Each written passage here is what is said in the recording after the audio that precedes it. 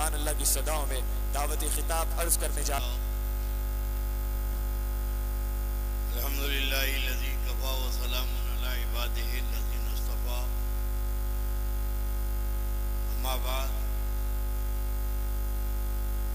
क़ाल अल्लाहु तआला फ़िल क़ुरआनिल मजीद वल फ़ुरक़ानिल हमीद इलन नबील हबीबिल करीम औज़ु बिल्लाहि मिनश शैतानिर रजीम बिस्मिल्लाहिर रहमानिर रहीम इल्लल लज़ीना आमनू व अमिलुस सालिहाति उलाइका हुम खैरुल बरिया सदक़ल्लाहु मौलाना अज़ीम व बल्लगना रसूलुहुन नबियुल अमीनुल करीम व नहनु अला ज़ालिका लमिनश शाहिदीन व शाकिरीन वल्हम्दुलिल्लाहि रब्बिल आलमीन। बारगाह रिसालत वाले रिसालत में अक़ीदत व मोहब्बत के साथ दुरूद पाक का नजराना पेश फरमा दें। बुलंद आवाज़ से पढ़िए अल्लाहुम्मा सल्ली अला सय्यिदिना मुहम्मदिन व अला आलि मुहम्मदिन व बारिक व सल्लिम सलातन व सलामन अलैका या रसूलल्लाह। मेरी आदत है कि तक़रीर के बाद कुछ अशार पढ़ता हूँ और इतने अशार हो चुके हैं के बाद कोई शेर पढ़ने का मतलब ही नहीं होता। सिर्फ आमदम बरसरे मतलब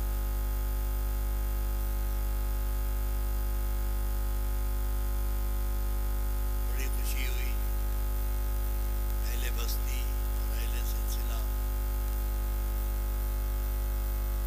बड़े एहतमाम के साथ जश्न मौलाए कायनात का इनेकाद किया है। अल्लाह इन लोगों की ज़िंदगी में जश्न ही जश्न रखे।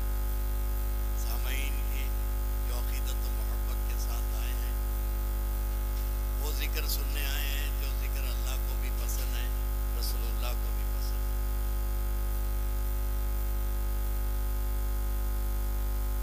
मेरे दोस्तों, ये माह मुबारक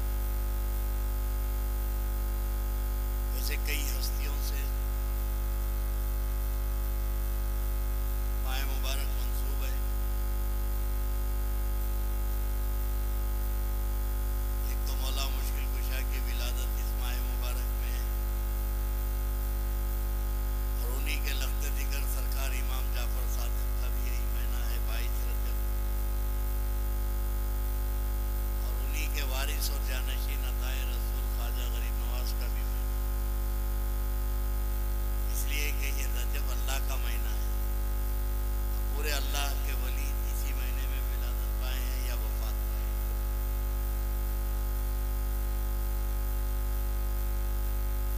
मैंने आयत करीमा पढ़ी है।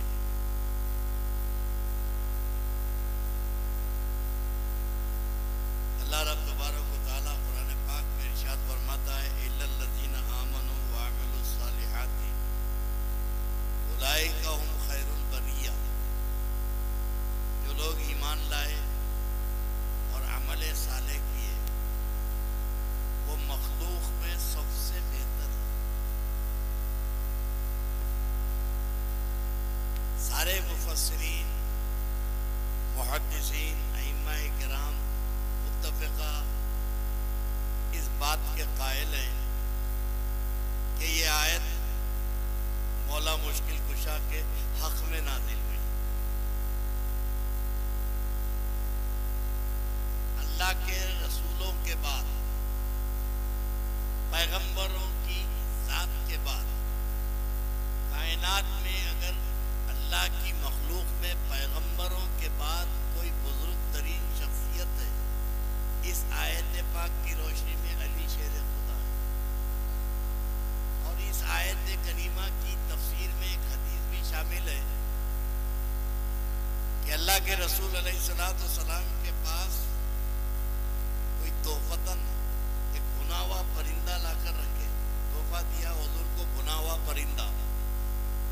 अल्लाह के नबी के सामने वो परिंदा रखा हुआ है भुना हुआ और अल्लाह के रसूल ने दुआ की अल्लाह से कि ऐ अल्लाह, तेरी मखलूक में जो सबसे बेहतर है, तेरी मखलूक में सबसे जो अफजल है, तेरी मखलूक में जो सबसे आला है, जो सबसे बेहतर तेरी मखलूक में है, उसको भेज ताकि ये परिंदा खाए, भुना हुआ ये परिंदा खाए।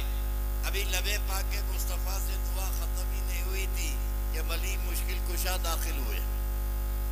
अली मुश्किल कुशा दाखिल हुए तो अल्लाह के नबी ने कहा कि ऐ अली, अल्लाह के पास मखलूक में तू सबसे अफजल व आला है। तो कुरान कहता है कि अल्लाह के नबी और पैगंबरों के बाद अगर कोई अफजल व आला हस्ती है जिसके बारे में अल्लाह रब तबारक व तआला ने कुरान पाक में फरमाया कि उलाइका हुम खैरुल बरिया। और मुहद्दिसीन और मुफस्सिरीन ये कहते हैं कि कुरान पाक की 600 आयतें ऐसी हैं जो अली की शान में नाज़िल हुई। 600 आयतें ऐसी हैं जो मौला मुश्किल कुशा की शान में, बल्कि हज़रत इमाम राज़ी और मुफस्सिरीन में सारे अइम्मा कहते हैं कि कुरान पाक में जहाँ कहीं पर भी अल्लाह या अय्युहल्लज़ीना आमनू फरमाता है, पूरे कुरान में जहाँ या अय्युहल्लज़ीना आमनू फरमाता है वहाँ अली शेर खुदा मुराद है, वहाँ अली शेर खुदा मुराद है। अल्लाह के रसूल अलैहिस्सलाम ने फरमाया कि ऐ अली, अल्लाह ने एक नूर से तुझे और मुझे पैदा किया।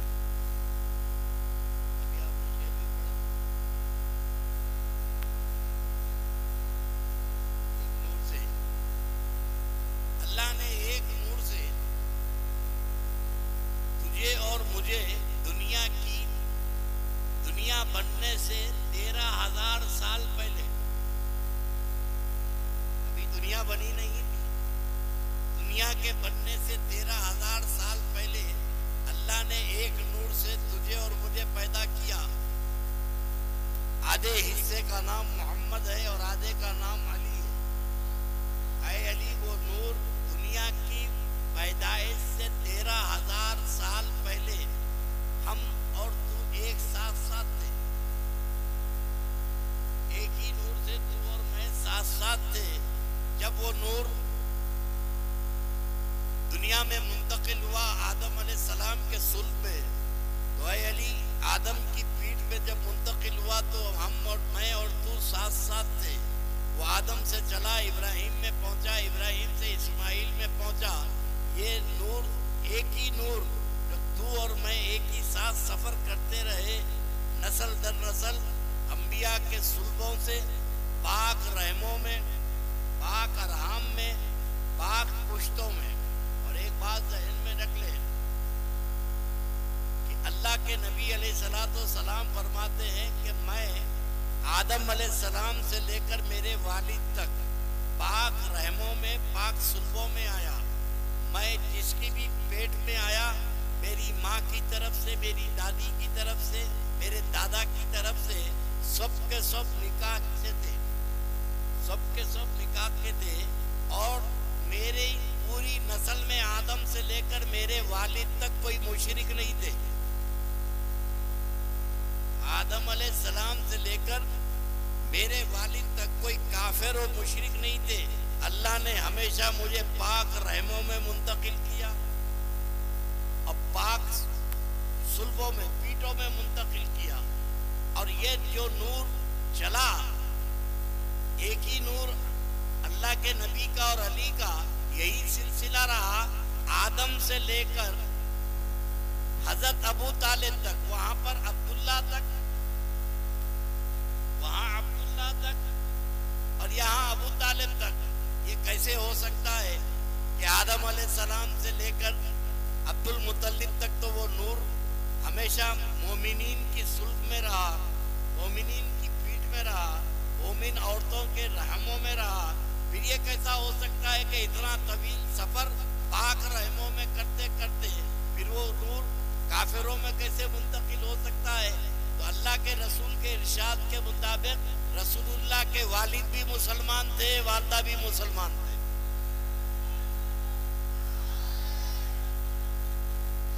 नबी के माँ बाप दोनों मुसलमान थे, इसलिए कि अल्लाह के रसूल फरमा रहे हैं कि पाक रहमों में मुंतकिल हुआ। तो नबी की माँ भी पाक, नबी के वालिद भी पाक। और फिर दूसरी चीज जहन में रखिए कि अल्लाह के रसूल के वालिद का नाम है अब्दुल्ला। क्या नाम है? अब्दुल्ला। और हुजूर की वालदा का नाम है आमेना। आमेना कहते हैं ईमान वाली को। आमेना का मतलब ईमान वाली। और हुजूर के वालिद का नाम अब्दुल्ला।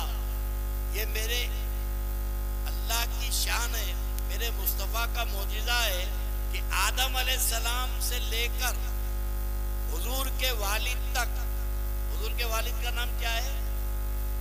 आदम अलैहिस्सलाम तक किसी का नाम अब्दुल्ला नहीं है। अल्लाह ने अरब के दिमाग से ये लफ्ज को मिटा दिया। कोई जमाने जाहिलियत में अपना नाम अब्दुल्ला नहीं रख सका। हालांकि अरबी लफ्ज है अब्दुल्ला के मैंने अल्लाह का बंदा। अब्दे मनाफ रखे, अब्दुल मुतल्लिब रखे, अब्दे हाशिम ना जाने क्या क्या रखे, अब्दुल शम्स रखे, लेकिन कोई अब्दुल्ला नाम नहीं रखा। इसलिए कि अल्लाह ने अपने महबूब के वालिद के लिए मुकर्रर किया था। ये नाम अपने नबी मोहम्मद रसूलुल्लाह के वालिद के लिए महफूज कर दिया तो किसी की अकल तक नहीं गई, किसी की अकल की रसाई नहीं हुई अब्दुल्ला तक। सिर्फ तना मेरे नबी के वालिद है जिनका नाम दुनिया अरब में अब्दुल्ला पहले नाम पड़ा, पहला नाम रखा गया। और ये भी अजीब खूबी है कि लफ्ज़े अरबी में आमेना, ये अरबी वर्ड है।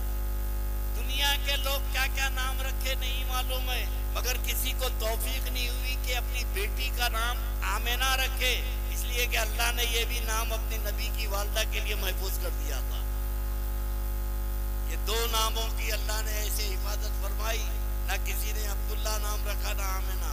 तो अब अल्लाह के नबी अलैहिस्सलातु वस्सलाम के वालिदैन करीमैन ये दोनों मोमिन हैं, ये दोनों मोमिन हैं। अल्लाह ने के रसूल ने फरमाया कि पाक रहमों में और पाक पुश्तों में ये नूर मुंतकिल होता रहा। और ये एक नूर अब्दुल्ला की पुश्त में आया। अब जब वहां से ये नूर अलग हुआ, आदम अलैहिस्सलाम से लेके अब्दुल मुत्तलिब तक तो साथ साथ चलता रहा। अब्दुल मुत्तलिब के बाद ये नूर फिर अलग हुआ, आधा हिस्सा अलग हुआ, आधा हिस्सा अलग हुआ। आधा हजरत अब्दुल्ला की पीठ में चला गया और आधा हजरत अब्दुल मुत्तलिब की पीठ में चला गया। अब ये नूर जुदा हुआ।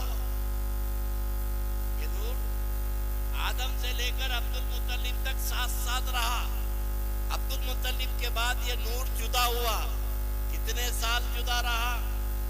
अल्लाह के रसूल अलैहिस्सलातु वस्सलाम की उम्र शरीफ 18 साल, 20 साल की उम्र शरीफ होंगी। 20 साल ये अब्दुल्ला की पुश्त से पीठ से निकल के हुजूर दुनिया में तशरीफ लाए। 20 साल का अरसा रहा, ये नूर मुंतकिल हुआ। अल्लाह के रसूल अलैहिस्सलातु वस्सलाम जब 8 साल के हुए, 8 साल की उम्र शरीफ में हुजूर के दादा का इंतकाल हुआ। 8 साल की उम्र शरीफ तक अल्लाह के रसूल दादा के घर में रहा करते थे हज़रत अब्दुल मुत्तलिब के। अब जब अब्दुल मुत्तलिब का इंतकाल हुआ तो हुजूर की किफालत, हुजूर की परवरिश का मसला आया। तो हज़रत अब्दुल मुत्तलिब अपने इंतकाल से पहले अपने बेटे हज़रत अबू तालिब को बुला के फरमाया कि अबू तालिब भाई, ये अमानत तुम्हारे पास छोड़ना चाहता हूँ। इस बच्चे की तुमको परवरिश करना है। इस बच्चे को, इसके आसार ऐसे है कि ये दुनिया पर हुकूमत करेगा और क़यामत तक इसका राज रहेगा सारी कायनात में। इस बच्चे की तुम हिफाजत करना। पूरे खानदान में अल्लाह के रसूल ने किसी को नहीं चुना। हज़रत अब्दुल मुत्तलिब ने किसी को नहीं चुना रसूलुल्लाह के लिए, अबू तालिब को चुना। इसलिए कि अबू तालिब को चुना जो नूर अलग हुआ था, जो नूर अलग हुआ था, उस नूर के आने से पहले एक है नूरे नबुवत, एक है नूरे विलायत। नूरे नबुवत मोहम्मदुर रसूलुल्लाह है और नूरे विलायत अली मुर्तज़ा है। अब ये नूर अलग हुआ था चंद वक्तों के लिए, फिर इस नूरे मोहम्मदी को अबू तालिब के घर पहुंचा दिया गया क्योंकि वहां नूरे विलायत जलवागर होने वाला है।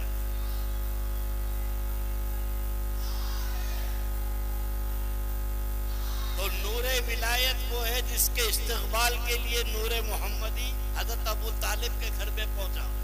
अबू तालिब के घर में गए, हुजूर की परवरिश होने लगी और तारीख इस्लाम का एक सियाह बाब है। हम जब इस्लामी किताबें पढ़ते हैं तो वहां एक अजीब अजीब मंजर नजर आता है। और मिलादुन नबी के जलसे में बड़े बड़े मुकर्रिर, चाहे शिमाली के हो चाहे हैदराबाद के हो, सारे उलमा हुजूर का जिक्र विलादत करते हैं और जिक्र विलादत से पहले हुजूर के आने के पहले हालात बयान करते हैं कि अल्लाह के रसूल तशरीफ ला रहे थे तो ज़ुहूर नबुव्वत, अल्लाह के नबी अलैहिस्सलाम के पैदाइश से पहले एक नबी की पैदाइश है। नबी कब पैदा हुए? नबी कब पैदा हुए? अल्लाह के नबी फरमाते हैं कि कुल तो नबियों आदम व बैनल माए व तीन, मैं उस वक्त भी नबी था जब आदम मिट्टी और पानी के बीच में थे। जब आदम पैदा नहीं हुए थे मैं नबी था। अब ये कहना कि 12 रबीउल अव्वल शरीफ को नबी पैदा हुए वो गलत है। नबी नहीं पैदा हुए, एक इंसान कामिल पैदा हुए। 12 को हमारे नबी की विलादत नहीं हुई, 12 को तो एक इंसान कामिल पैदा हुए। और नबी कब पैदा हुए? तो हुजूर फरमा रहे हैं कि जब आदम नहीं था, जब आसमान नहीं था मैं नबी था, जब जमीन नहीं थी मैं नबी था, जब चांद सूरज नहीं थे मैं नबी था, जब कुछ नहीं था मैं नबी था। हमारे नबी तो उस वक्त से हैं। अब अल्लाह के रसूल अलैहिस्सलाम की आमद से पहले हम हदीस करीमा का मुताला करते हैं। ये हर दौर में खारिजियत बहुत उरूज पे रही है और आज भी ये नासिबी खारिजी जिन्होंने कहा कि जिक्र अली से जल जाते हैं, क्या है भाई अली अली, अब भाई यही नारा लगा के तो वहां भी जाना है। अगर बख्शीश का जरिया चाहते हो तो यहीं से आदत डालो, वहां पर भी यही नारा लगाना है। और साबिका भी अली से पढ़ने वाला है। कोई मुल्ला मौलवी मिलने वाले नहीं है मैशर में, वहां भी अली की जलवकरी नजर आएगी। मैं आपको बताऊंगा आगे। तारीख हदीस नबविया पढ़िए आप। अल्लाह के रसूल अलैहिस्सलाम की विलादत से पहले सबको मालूम था खातिमुन नबीन पैदा हो रहे हैं। हदीस शरीफ में है कि सलमान फारसी अल्लाह के रसूल अलैहिस्सलाम के मदीने आने से पहले, मदीने तो हुजूर ऐलान नबूवत के 10 साल के बाद आए। हजरत सलमान फारसी हुजूर के मदीने शरीफ आने से 250 साल पहले मदीने आ गए। कितने? 250 साल की उम्र, 250 साल पहले आ गए, जबकि उनकी उम्र बहुत बड़ी थी। जब भी उनकी उम्र बहुत बड़ी थी, मगर 250 साल पहले जब दमिश्क के गिरजा घर गए वो हक की तलाश में, तो दमिश्क के पादरी ने कहा कि सलमान तुमको मालूम है कि खातिमुन नबीन जाहिर होने वाले हैं, उनका वक्त करीब आ रहा है और वो मुल्क के मदीना में, शहर मदीना में क़याम करेंगे। वो नक्शा बताए दमिश्क में, तो उस वक्त भी उनकी उम्र तकरीबन 100 साल से ऊपर थी। 250 साल पहले मदीने शरीफ आ गए क्योंकि मेरे आका का इस्तकबाल करना है। इससे पता चला कि मेरे नबी के आने से पहले तौरात और ज़बूर और इंजील सारी किताबों में बशारतें मौजूद थी कि खातिमुन नबीन आएंगे, उनकी पहचान ये होगी, उनकी शान ये होगी, उनकी शिनाख्त ये होगी। पूरी अहादीस की किताबें बड़ी बड़ी है, मैं तफसील में नहीं जाऊंगा। किताबें बताती हैं कि मेरे नबी के आने का तज़किरा किताबों में है, हर एक को मालूम है। सारी दुनिया जानती है कि खातिमुन नबीन पैदा होने वाले हैं। अबराहा बादशाह काबतुल्लाह शरीफ को तोड़ने के लिए हाथियों का लश्कर लेके आया। अलम तरा कैफा फ़अल रब्बुका बि अस्हाबिल फील में जो तस्करा है, वो बादशाह काबे को तोड़ने आया, एक हाथी को शराब पिलाकर मतमस करके लाया और उस हाथी का काम था कि आदमी को देखता, सुर में पकड़ता, पाँव के नीचे कुचल देता। कोई ताकत उसके सामने आने को तैयार नहीं थी। उसकी आंखों में खून उतरता था, इंसान को देख लेता। और मैदान में ना जाने कितनों को कत्ल करते हुए हाथी आ रहा था। अब किस पे ताकत है हाथी का मुकाबला करे? सारे लोग आए हजरत अब्दुल मुत्तलिब के पास, आके कहने लगे कि हुजूर, ये अब्राहा बादशाह हाथियों का लश्कर झुंड का झुंड लेके आया है, काबे को तोड़ने के इरादे से आया है, काबे की हिफाजत फरमाइए। तो हुजूर के दादा अब्दुल मुत्तलिब ने कहा, लोगों अपने जानों की हिफाजत कर लो, जिसका घर है उसकी हिफाजत वो खुद कर लेगा। बोले जिसका घर है उसकी हिफाजत वो खुद कर लेगा। अल्लाह ने परिंदों को भिजाया, अबाबिल को, मगर वो जो बदमश हाथी लोगों को कुचलते हुए आ रहा था। अहादीस और तफासीर की सारी किताबों में है कि हजरत अब्दुल मुत्तलिब ने देखा कि न जाने कितने आदमियों को उन्हें कुचल दिया, तो हजरत मैदान में उतरे।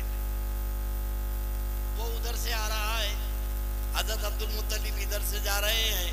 सारे लोगों की चीखें निकल गई कि काबे के मुतवल्ली है, ये रईस आजम है और इनसे तो बरकतें मक्के में नाजिल होती हैं।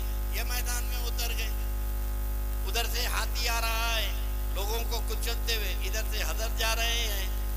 और दोनों का जब सामना हुआ, जब हजरत अब्दुल मुत्तलिब के सामने करीब पहुंचा, तो अचानक हाथी बैठा और बैठकर हजरत अब्दुल मुत्तलिब के पांव पे सजदा कर दिया। हदीस में लिखा हुआ है, हदीस में कि हजरत अब्दुल मुत्तलिब के पांव पे सजदा कर दिया। तो हमारे मुफस्सिरीन कहते हैं, मुहद्दिसीन, के भाई ये हाथी तो सूअर की नस्ल से है, खिंजीर की नस्ल से है। ये इस हाथी ने हजरत अब्दुल मुत्तलिब को सजदा क्यों करा? तो सारे मुहद्दिसीन एक जवाब देते हैं कि उस हाथी ने हजरत अब्दुल मुत्तलिब की पेशानी में नूरे मोहम्मदी को देखा। सारे बगैर इख्तिलाफ के सारे मुफस्सिरीन कहते हैं कि उस हाथी ने अब्दुल मुत्तलिब की पेशानी में नूरे मोहम्मदी को जलवा कर देखा। तो वो अब्दुल मुत्तलिब को सजदा नहीं किया, नूरे मोहम्मदी के सामने झुक गया। कौन देखा?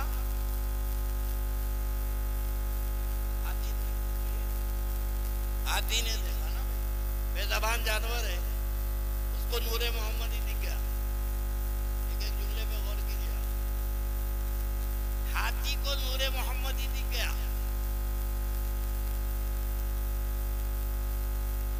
अल्लाह के नबी अलैहिस्सलाम के वालिद की शादी से पहले हजरत अब्दुल्ला आमिना की बहुत खूबसूरत थे। हजरत अब्दुल्ला जब घर से निकलते तो एक आवारा लड़की रास्ते में खड़े होती, हजरत अब्दुल्ला को अपनी तरफ राग़िब करने की कोशिश करती, इशारे करती। हजरत अब्दुल्ला अपनी निगाह नीचे किए गुजर जाते। ये रोज का मामूल था। हजरत का इंतजार करती हजरत अब्दुल्ला का, और रास्ते में खड़े रह के इशारे करती, मेरी तरफ देखो, मेरी तरफ आओ। मगर कभी भी हजरत अब्दुल्ला ने आंख उठा के उसकी तरफ नहीं देखा। जिस रात सैयदा आमिना से शादी हुई और नूरे मोहम्मदी आमिना के रहम में मुंतकिल हुआ, हजरत अब्दुल्ला जब बाहर निकले तो ऐश पर रूटीन हस्बे आदत वो बदमाश आवारा लड़की रोड पे खड़ी हुई है गली में हजरत के इस्तकबाल में। उधर से अब्दुल्ला आ रहे हैं। अब्दुल्ला पे जैसे नजर पड़ी, वो लड़की अपना मुंह फेर ली। हजरत अब्दुल्ला को हैरत हुई, रोज खड़े रह के देखने वाली आज मुझे देख के नजर क्यों फेर रही है? तो उसको पुकार के कहा कि क्या बात हो गई, आज मेरे चेहरे पे तेरी नजर नहीं पड़ रही है? देख ठंडी सांस खींच के बोली कि अब्दुल्ला, जो तेरी पेशानी में नूर चमकता था वो नूर की मैं मुतमन्नी थी। तेरी पेशानी में जो नूर चमकता था वो नूर की मुतमन्नी थी। अब्दुल्ला, अब वो नूर तेरी पेशानी में मुझे नजर नहीं आता। रास्ते में खड़े रहने वाली आवारा लड़की को नूरे मोहम्मदी नजर आया। रास्ते में खड़े रहने वाली आवारा लड़की को नूरे मोहम्मदी दिखा और अबराहा बादशाह के बदमश शराबी हाथी को अब्दुल मुत्तलिब की पिछानी में नूरे मोहम्मदी दिखा, तो कैसे जाहिर हो रहा था मेरे आका अलैहिस्सलातु सलाम का आना। मेरे दोस्तों सोचो, जब हर एक को मेरे नबी की पैदाइश से पहले अरब के काहिनों को मालूम हो गया था नबी आ रहे हैं, आ गए, जादूगरों को मालूम हो गया कि बेसत हो चुकी, नबी पैदा हो चुके, यहूदियों को मालूम हो गया रसूलुल्लाह पैदा हो चुके, ईसाइयों को मालूम हो गया रसूलुल्लाह पैदा हो चुके, जादूगरों को काहिनों को मालूम हो गया रसूलुल्लाह पैदा हो चुके। अरे अकल के अंधो, जब हर एक को मालूम हो गया कि रसूलुल्लाह पैदा हो चुके, तो जिनके घर में पैदा हुआ उनको नहीं मालूम रसूल पैदा हुए, जिनके घर पैदा हुए उनको नहीं मालूम रसूलुल्लाह पैदा हुए। ये बदनसीबी है तारीख की। जब वाकिफ कराना चाहते हो तो हर एक को करा देते हो, अब बेखबर रखना चाहते हो तो घर वालों को रख देते हो। सुनिए, आज बात बताओ,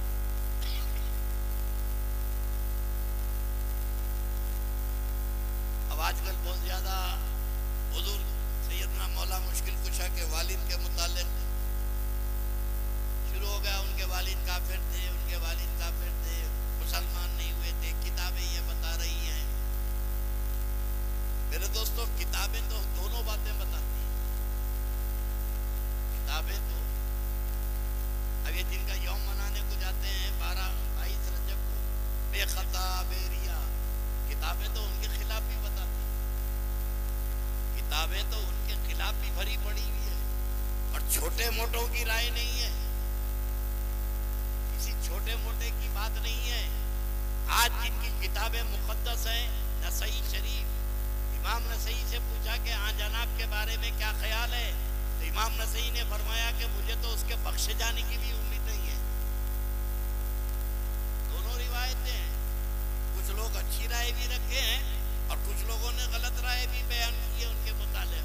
तो हजरत अबू तालिब के बारे में दोनों बातें हैं। कुछ खारिजियत के ज़ेरे असर जो बड़े लोग थे उन्होंने हदीसें गढ़ दी, लेकिन मैं आपको हजरत अबू तालिब के बारे में बता दूं, एक हकीकत ज़हन में रखना, अल्लाह के बाद अगर अल्लाह के रसूल ने किसी से मोहब्बत की है तो वो अबू तालिब है।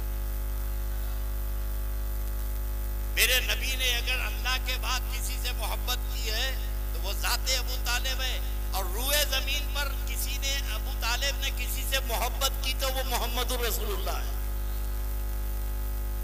अबू तालिब को मेरे आका से इश्क था, मेरे आका से मोहब्बत थी, जान कुर्बान करने का जज्बा सरकार अबू तालिब ने दिखाया नबी पर। अल्लाह के रसूल अलैहिस्सलाम के चचा हज़रत अबू तालिब का बुखारी शरीफ, मुस्लिम शरीफ, बात नाजुक हो जाएगी मगर ज़हन में रख लीजिए, टेप हो रही है बात। बुखारी शरीफ में यह है कि हज़रत अबू तालिब का इंतकाल हो रहा था, आखिरी टाइम था। अल्लाह के नबी ने जाके कहा, चचा कलमा पढ़ लो, चचा कलमा पढ़ लो।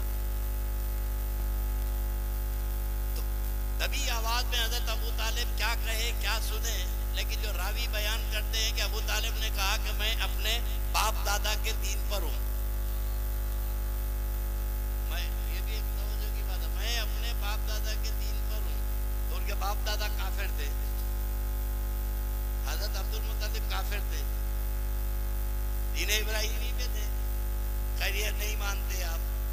ये बुखारी शरीफ कहती है कि अल्लाह के रसूल अलैहिस्सलाम ने कब, ये लास्ट मोमेंट में जब उनका दम निकल रहा था, तब अल्लाह के नबी ने कलमा पेश किया। बुखारी ये कहती है, तवज्जो क्या है बुखारी में,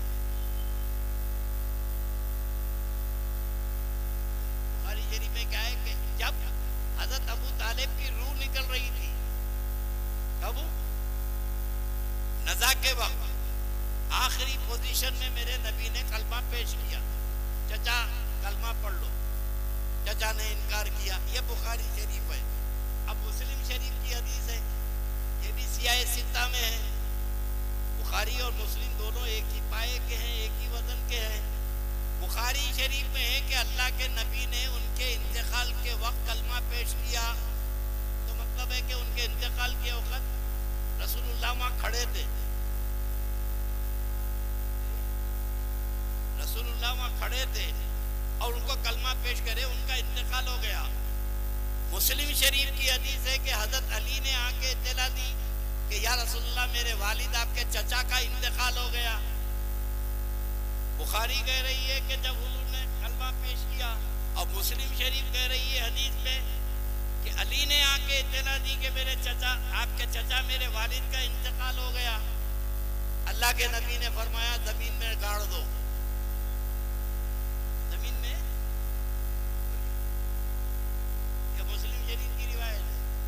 बुखारी शरीफ की रिवायत कि अल्लाह के रसूल अलैहिस्सलातु वस्सलाम हजरत अबू तालिब का नमाज जनाजा नहीं पढ़े। बुखारी में क्या है, बोलिए।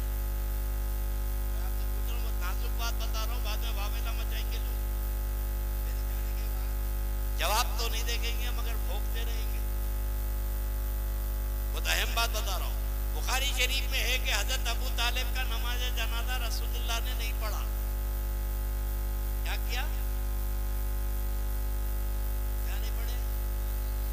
इसका हजरत अबू तालिब का बुखारी शरीफ में है। अब मैं इन लोगों से पूछता हूँ कि अंधे होके तुम पढ़ा रहे हो, मदरसे में अंधे होके पढ़ा रहे हैं और अंधे होके पढ़ रहे हैं। मेरे भाई, बुखारी शरीफ की हदीस आती है कि हजरत अबू तालिब का नमाज जनाजा रसूलुल्लाह नहीं पढ़े। अब बुखारी से ज्यादा तो ऑथेंटिक कोई किताब नहीं है ना भाई। कुरान के बाद सबसे सही किताब बुखारी है। अब उसकी रिवायत है कि अबू तालिब की नमाज जनाजा रसूलुल्लाह नहीं पढ़े। चलिए मान लिया। हजरत अबू तालिब का इंतकाल हुआ मक्के में।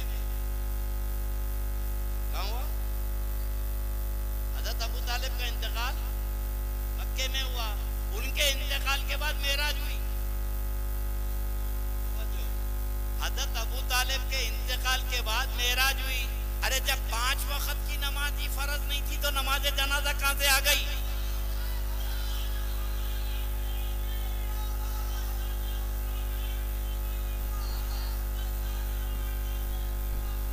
पांच वक्त की नमाज फर्ज हुई मेराज में, और मेराज हुई अबू तालिब के इंतकाल के बाद। क्या 5 वक्त की नमाज से पहले, फर्ज नमाज से पहले नमाज जनाजा आ गई थी? बोलो भाई, अब अगर हम बोले तो बोले ऊपर वालों पे तनकीद करें। तनकीद कहीं नहीं करनी, कहीं गड़बड़ है, समथिंग इज रॉन्ग। अबू तालिब की नमाज जनाजा रसूलुल्लाह नहीं पढ़े, ये बुखारी शरीफ में है। मुस्लिम शरीफ की हदीस है कि अली से नबी ने कहा कि जमीन में गाड़ दो। अब अबू दाऊद की हदीस, ये भी सियाह सित्ता में है। अबू दाऊद की हदीस है कि अली शेर खुदा आए और आके आंखों में आंसू है, अल्लाह के रसूल से कहने लगे कि या रसूल अल्लाह, मेरा बाप जो आपकी मोहब्बत में गिरफ्तार था उनका इंतकाल हो गया। अल्लाह के नबी रोने लगे, इतना रोने लगे कि रोते रोते कमरा बंद कर लिए। उसके बाद अबू दाऊद की हदीस है कि अल्लाह के नबी जनाजे को कंधा देकर जन्नतुल मोहल्ला लेके गए। किसके कंधे पे जनाजा गया? बोलो भाई। अल्लाह के रसूल एक तरफ, हमजा एक तरफ, सैयदुल शोदा हमजा एक तरफ, हजरत अब्बास एक तरफ, अली इब्ने अबी तालिब एक तरफ। 4 के कंधे पे जनाजा जा रहा है।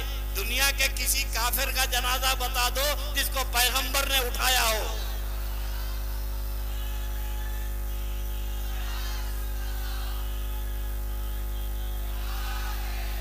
हजरत अबू तालिब, अब बुखारी कह रही है वक्त अखीर कलमा पेश करे। मुस्लिम शरीफ कह रही है कि अली आके इत्तला करे। तो अली आके इत्तला करने का मतलब है कि रसूलुल्लाह वहां नहीं थे। अबू दाऊद कह रही है कि अली ने आके इत्तला दी तो मतलब कि रसूल वहां नहीं थे। पहले तुम खुद तय करो कि किस्सा है क्या, तय करो कि है क्या किस्सा। आप ये कहते हैं, आप ये कहते हैं, आप ये कहते हैं। अब सुनिए, बुखारी कह रही है कि कलमा नहीं पढ़े, मुस्लिम कह रही है कि नहीं पढ़े, अबू दाऊद कह रही है कि नहीं पढ़े, इब्ने इसाक जो ताबई हैं, इमाम बुखारी के दादा परदादा लक्कड़ दादा जब पैदा नहीं हुए, जब की हदीस की किताब है ना, उस वक्त इमाम मुस्लिम का वजूद था, ना उनके दादा परदादा का, ना अबू दाऊद का, ना नसई का, किसी मुहद्दिस का वजूद नहीं था। तनार हुए जमीन पर वो एक थे जिनका नाम था इब्ने इसाक। ये 55 हिजरी के हैं। कब के हैं? 162 हिजरी के तो इमाम बुखारी हैं। उनके 100 साल के बाद, 110 साल के बाद ये मुहद्दिसीन पैदा हुए। इब्ने इसाक रज़ियल्लाहु ताला अन्हु जो ताबई हैं और तकरीबन 40,000 सहाबा के शागिर्द हैं। 40,000 सहाबा के शागिर्द हैं। जंगे ओहद में जहां जंग हुई थी, ये एक एक से जाके पूछे, आप कहाँ खड़े थे? साहबी से, हम यहाँ थे। हज़रत उमर कहाँ थे? यहाँ थे। अली कहाँ थे? बोले यहाँ थे। अबू बकर का खैमा कहाँ था? यहाँ था। रसूलुल्लाह कहाँ थे? लोगों से पूछे जो जंग में शरीक थे। अब उससे ज्यादा अथेंटिक कौन है? अब वो बयान करते हैं मगाजी में। इब्ने इसाक की अथेंटिक बुक है इतनी, ऐसी बड़ी बड़ी 2 जिल्दें हैं। हजरत इब्ने इसाक कहते हैं हजरत अब्बास की रिवायत आते हैं जो हुजूर के चचा हैं। हजरत अब्बास फरमाते हैं कि जब अल्लाह के रसूल अलैहिस्सलाम कलमा पेश करे हजरत अबू तालिब पे, तो आखिरी कैफियत थी, अबू तालिब को हिचकियां लग रही थी और हुजूर घर वाले जब रो रहे थे तो अल्लाह के नबी इधर मुतवज्जे हो गए। तो हजरत अब्बास जो हजरत अबू तालिब के भाई भी हैं, हुजूर के चचा भी हैं, ये अबू तालिब के मुंह से कुछ निकल रहा था, होंठ हिल रहे थे, तो ये कान करीब ले जाके सुने, तो ये सुने कि ये पढ़ रहे हैं अशहदु अल्ला इलाहा इल्लल्लाह व अशहदु अन्ना मुहम्मदन अब्दुहु व रसूलुहु। खुशी खुशी मेरे नबी को आके बोले कि ए मोहम्मद, आप जो इनको पढ़ने के लिए बोल रहे हैं, ये पढ़ रहे हैं।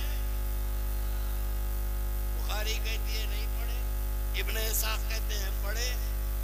वो भी अब्बास की रिवायत, यहाँ भी अब्बास की रिवायत। तो कहीं गड़बड़ है तारीख में। मैं उस बहस में जाना नहीं चाहता, लेकिन मैं ये बताना चाहता हूं कि हजरत अबू तालिब को मालूम था ये कौन पैदा हुए। अच्छा, आपकी किताबें हैं भाई, मैं नहीं पेश करता, बुखारी मुस्लिम हदीसें हैं, सारी हदीस की किताबें उठा के देखिए। अल्लाह के नबी अलैहिस्सलाम छोटे हैं और कुरान खुद कह रहा है। भाई अल्लाह के कलाम को तो मानोगे ना? कलामुल्लाह अफजल है या बुखारी अफजल है? कलामुल्लाह क्या कह रहा है? अल्लाह रब तबारक व तआला कुरान पाक में फरमाता है कि अलम यजिद का यतीमन फावा, अलम यजिद का वदुआ वल्लैली इज़ा सजा मा वद्दाका रब्बुका वमा क़ला वलल आखिरतु खैरुल लका मिनल औला वला सौफा युतीका रब्बुका फतरदा। अलम यजिद का यतीमन फावा, अल्लाह फरमा रहा है मेरे नबी, जब हमने आपको यतीम पाया तो आपके लिए बेहतरीन घर का इंतजाम नहीं किया?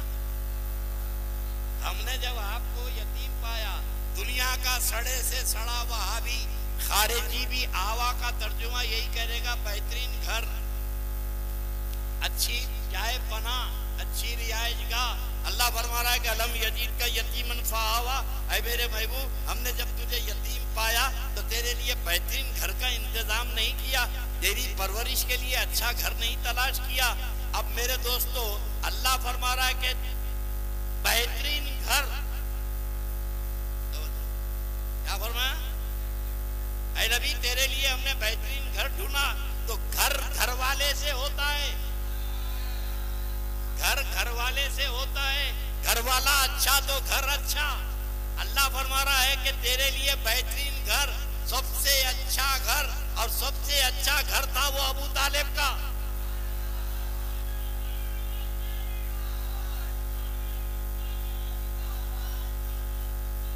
ऐ मेरे महबूब, हमने तेरे लिए अच्छे घर का इंतजाम किया। कायनात आलम में अल्लाह ने अपने नबी की परवरिश के लिए अबू तालिब के घर को ढूंढा और ढूंढ के फरमाया हमने बेहतरीन घर दिया है। और घर होता है घर वाले से। अब कितना बेहतरीन घर वाला है सोचो। हजरत अबू तालिब, पूरी अहादीस की किताबें लिखी है कि अल्लाह के नबी अलैहिस्सलाम खाने में, छोटे बच्चे हैं, आने में देरी हो जाती तो हजरत अबू 5 साल के, मगर मेरे नबी की सतर किसी ने नहीं देखी। और वही अबू तालिब फरमाते हैं कि जो बच्चे नंगे सोते थे बाजू, अल्लाह के नबी तो नहीं सोते थे नंगे, लेकिन बाजू अड़ोस पड़ोस में नंगे सोते थे, तो परवरदिगार हमारे बच्चों के बीच में, मोहम्मद के बीच में एक पर्दा डाल देता था ताकि मोहम्मद की नजर ये नंगे बच्चों पे भी ना पड़े।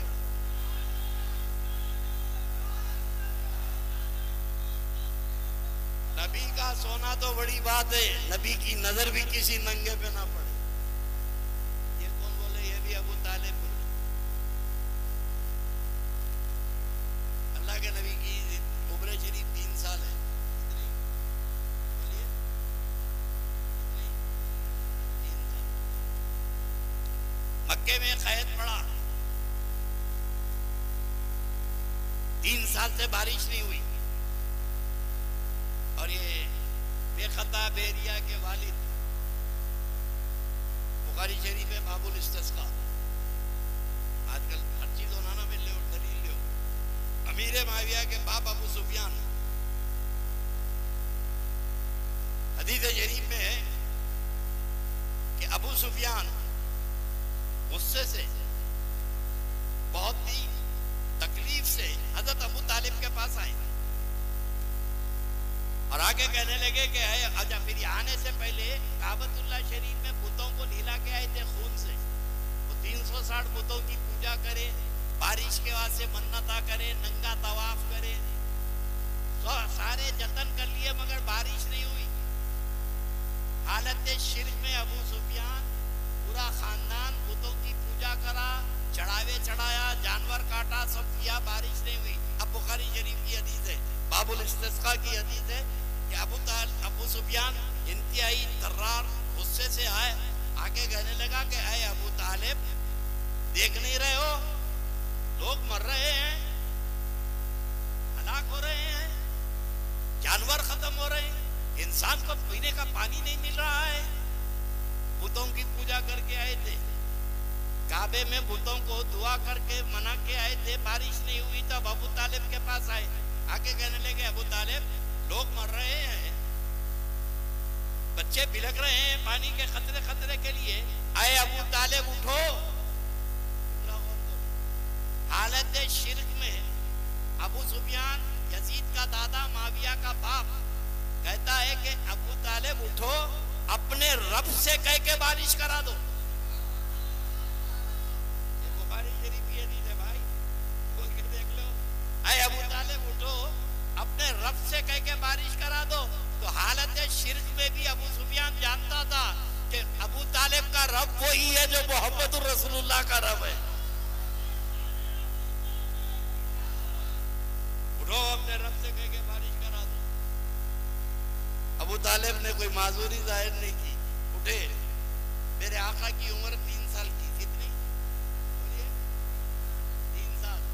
घर भर के बच्चे हैं, पेट भर के औलाद हैं, भाई भी हैं, हमजा भी हैं, अब्बास भी हैं, पूरा खानदान मौजूद है। हजरत सरकार अबू तालिब रज़ी अल्लाह ताला अन्हु उठे, मेरे आका को गोद में ले लिए। क्या उम्र है हुजूर की? बोलिए। 3 साल के बच्चे को गोद में ले लिए और लेके जब बाहर आए तो सारा खानदान पीछे पीछे आने लगा और ये बेखता बेरिया के बाबा भी पीछे पीछे आने लगे। अबू सुफियान, सारे लोग पीछे पीछे। हजरत अबू तालिब आए और आके अल्लाह के, आपके हमारे नबी को, अल्लाह के रसूल को गोद में लिए हुए आए और अल्लाह के रसूल की पीठ काबे की दीवार को लगाए। क्या उम्र है हुजूर की? बोलिए। 3 साल के बच्चे की पीठ काबे की दीवार को लगाए और लगा के पहला मत्ता बोले, वो युस्तस्क़ल ग़माम व वजहिल करीम, ऐ अल्लाह, ये नूरानी चेहरा है जिस चेहरे की वजह से आसमान से बादल बरसते हैं। आसमान से बादल बरसते हैं। हदीस पाक के अल्फाज हैं कि अबू तालिब ने भी हमारे नबी को अपने गोद में भी नहीं लिया, नबी के चेहरे का वास्ता देके अल्लाह से दुआ की, अभी गोद में नहीं लिया। इतनी बारिश हुई कि सारे तालाब भर गए, सारे कुएं भर गए। अब अबू तालिब जो गोद में लेके हुजूर को गए, अबू तालिब जो अल्लाह के नबी को गोद में लेके गए, भतीजे को ले गए, भतीजा समझ के ले गए। अरे पेट भर के औलाद की ना भाई, भतीजे को क्यों ले आते हैं? अबू तालिब जानते थे कि मैं खातिमुन नबीन को लेके जा रहा हूं। इनके घर में पैदा हुआ वो नहीं जानते कौन है। मेरे दोस्तों, अल्लाह के रसूल की उम्र 8 साल है, एक रिवायत में 10 साल है, एक में 8 साल है। आका और मौला को साथ में लेके तिजारत में शाम की, उनके शाम हज़रत अबू तालिब जा रहे थे तो अल्लाह के रसूल को हमेशा साथ रखते थे।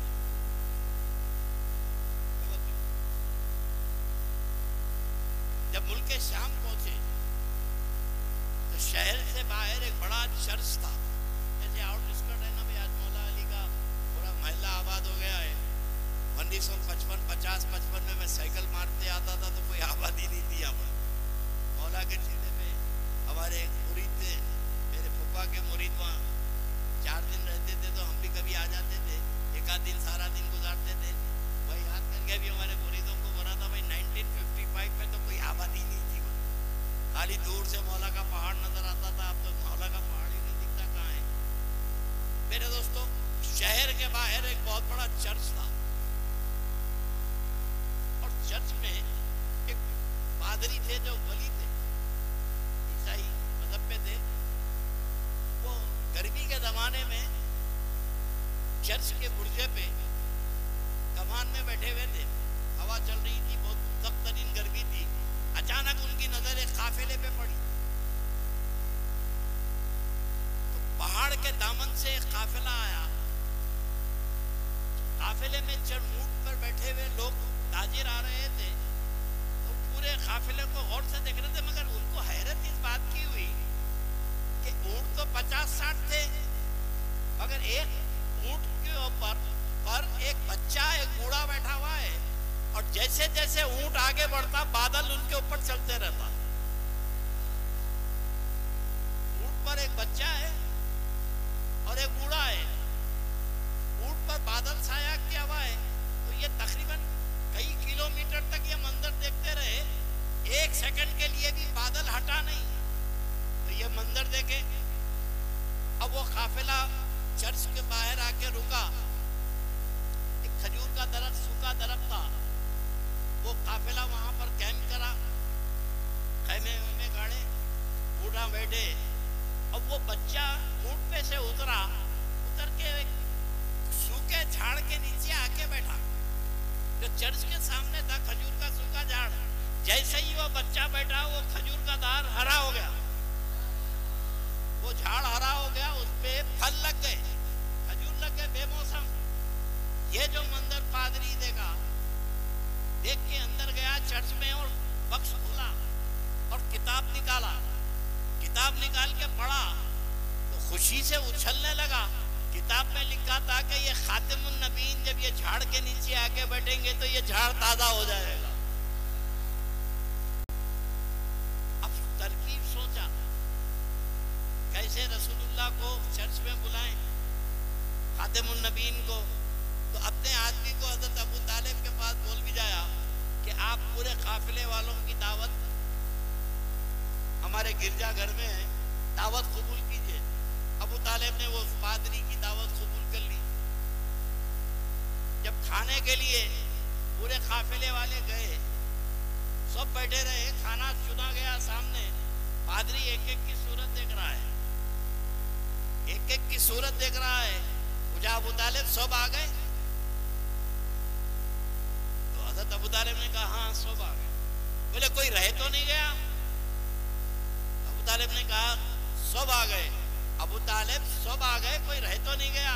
तब अबू तालिब को ख्याल आया कि अल्लाह के नबी से हज़रत अबू तालिब ने कहा था कि भतीजे खाने के लिए लिए चलो। तो अल्लाह के रसूल ने कहा चचा आप जाइए, मेरा दिल नहीं बोल रहा है। तो बोले नहीं, मेरा बेटा उसने आने से इनकार किया, मेरा बेटा है, आने से इनकार किया। तो पादरी ने कहा अबू तालिब, किताब में तो लिखा है कि वो यतीम है, किताब में लिखा है कि वो यतीम है, तो तुम्हारा बेटा कैसे हो गया? सरकार अबू तालिब ने कहा कि मेरा बेटा ही है, मेरा भतीजा, मेरे भाई का बच्चा मेरा बेटे की तरह है। बोले वो क्यों नहीं आया? बोले उसने आने से इनकार किया। तो पादरी ने हजरत अबू तालिब से कहा कि अबू तालिब, बारात आ गई, दूल्हा रह गया, बारात आ गई, दूल्हा रह गया। अरे उसी बच्चे के सदक़े में तो तुम्हारी दावत थी, खिलाना तो उसको था, तुम किधर आ गए? हज़रत अबू तालिब बाहर जाके अल्लाह के नबी को मनाने के लेके आए। अल्लाह के रसूल खाना से फारिग हुए, सब लोगों को बोला बाहर चले जाओ। तो पूरे काफिले वाले बाहर चले गए। पादरी ने कहा आप लोग तखलिया कीजिए, चले जाइए। अबू तालिब आप बैठिए, बैठ गए। अब तवज्जो, पादरी ने कहा, अब ये तो पूरी तारीख है, इब्ने हिशाम में, वाक़िदी में, पूरे अहादीस शहर की किताबों में ये वाक़या लिखा है, वही सुना रहा हूँ। उसने, पादरी ने कहा अबू तालिब तुम जानते हो ये बच्चा कौन है? तुम जानते हो ये बच्चा कौन है? अबू तालिब ने कहा तुम बताओ कौन है, तुम बताओ। बोले किताब में, तौरात और ज़बूर इंजील में लिखा है कि ये खातिमुन नबीयीन है। फिर हुजूर की पुश्ती अनवर निकाल के देखा तो मोहरे नबूवत थी। अरे अबू तालिब ये मोहरे नबूवत है, ये खातिमुन नबीयीन मोहम्मदुर रसूलुल्लाह हैं, जिनकी पेशन गोई मूसा ने की थी, जिनकी खुशखबरी ईसा ने दी थी, ये खातिमुन नबीयीन है। अबू तालिब इनको कहाँ लेके फिर रहे हैं तुम? इनको कहाँ लेके फिर रहे हो? क्यों? हज़रत अबू तालिब ने कहा क्यों? बोले यहूदियों को और ईसाइयों को मालूम हो चुका है कि ये पैदा हो चुके हैं और यहूद और नसारा इनके कत्ल के लिए निकल पड़े हैं, इनकी जान को खतरा है। अबू तालिब कभी अपने से इनको दूर नहीं करना। तो सरकार अबू तालिब ईसाई पादरी की सूरत को देखकर मुस्कुराए, फरमाए कि तू किताब देख के बोल रहा है, ये तो मेरे घर में पैदा हुआ है, ये तो मेरे गोद में पैदा हुआ है। तू जानता है ये खातिमुन नबीयीन है, अबू तालिब नहीं जानता ये खातिमुन नबीयीन। तारीख़ इस्लाम जब बताना चाहती है, और इशारों कुर्बानी तो ऐसी है मेरे दोस्तों, बात बहुत आगे निकल जाएगी। 3 साल मेरे नबी को कैद में रखा गया। कितने? शोबे अबी तालिब, सोशल बाइकाट। अल्लाह के नबी अपने घर वालों के साथ गार में कैद थे, खाना पानी सब बंद, कोई जाना नहीं, कोई मिलना नहीं। 3 साल तक मेरे आका शोबे अबी तालिब में खानदान के साथ कैद रहे। इब्ने इसाक लिखते हैं मगाजी में उस हुजरे का वाक़या, गार का, गार में अल्लाह के नबी वहां सो रहे हैं। रात को, आधी रात को हजरत अबू तालिब उठते, उठ के बोलते मोहम्मद वहां से उठिए, वहां लेटिए। उठा देते हुजूर, वहां लिटा देते, अली तुम लेटो। दूसरे दिन फिर सोते रहते हुजूर, कहीं वहां मत लेटो, यहाँ लेटो। आधी रात को उठते, हुजूर को उठा देते, आखिर वहां लेटो। रोजाना यही मामूल था, आधी रात को उठते, उठाते, वहां से यहाँ लेटो, वहां से वहां लेटो। एक दिन अल्लाह के नबी ने पूछा चाचा जान ये क्या बात है, आधी रात को उठते हैं आप मुझे और उठ के कहते हैं कि यहाँ सो जाओ, वहां सो जाओ। कभी मेरी जगह पे अली को सुला देते हैं, कभी मेरी जगह पे अखिल को सुला देते हैं, क्या किस्सा है? तो फरमाया कि बेटे भतीजे, गार के सुराख से यहूदी और ईसाई तुम्हारे सोने की जगह को ताक लेते हैं। मैं इस अंदेशे से तुमको उठा देता हूँ, अगर तुम्हें कत्ल करने के इरादे से आ जाएं तो तुम्हारे पाँव को कांटा भी ना लगे, तुम पर मेरा अली कुर्बान हो जाए, तुम पर मेरे बेटे अकील कुर्बान हो जाए। अपनी जान कुर्बान करना आसान है, अपनी औलाद को कुर्बान करने का जज्बा ये अबू तालिब ने दिया है।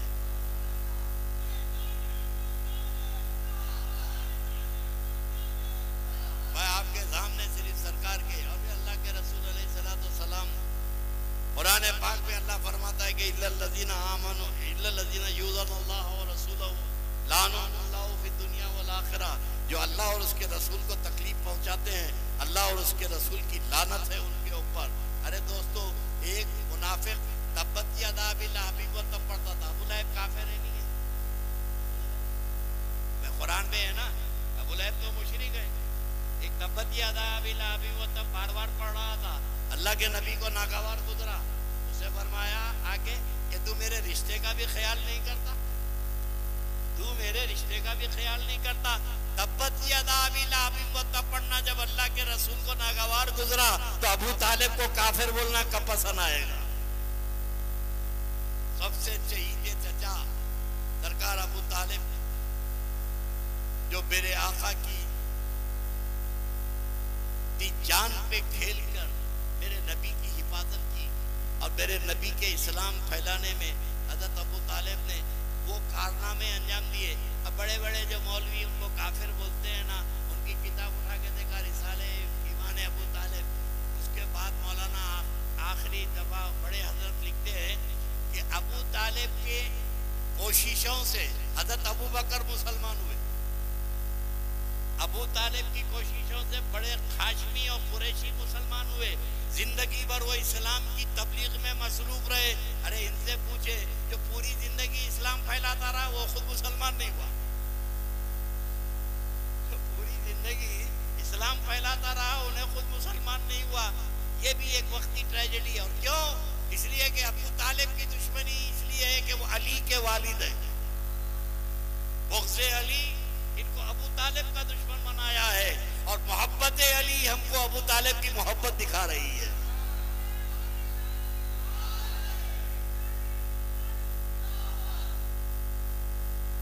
अल्लाह के रसूल अलैहिस्सलातु वस्सलाम एक ही नूर से थे, वो नूर अलग हुआ। एक अब्दुल्लाह की पुश्त में आया, और सोचो ये जितने खारिजी कुत्ते हैं मेरी एक तकरीर को लेके वावेला मचाते हैं यूट्यूब पे। मैं कल ही देख रहा था, वो हैदराबाद का कोई है, कहते बाजे दक्कन कौवा, चीखरा चीखरा चीखरा, वालिदैन को काफिर बोले। अबे भाई कहाँ बोला, तुम लोग बोले ना। मेरा तो ईमान ये है कि हुजूर के वालिदैन के बारे में मैंने तो एक इल्जामी जवाब दिया कि अबू तालिब को काफिर बोलने वालों, तुम्हारी किताबों से रसूलुल्लाह के माँ बाप का ईमान साबित करो। मैं क्या कहता हूँ वो सुनो। बोला अल्लाह के नबी अलैहिस्सलाम गर्मी के ज़माने में कुछ देर के लिए एक यहूदी की दीवार से पीठ लगा के खड़े थे। गर्मी थी, सरकार एक चंद मिनटों के लिए पीठ लगा के हुजूर खड़े रहे साए में।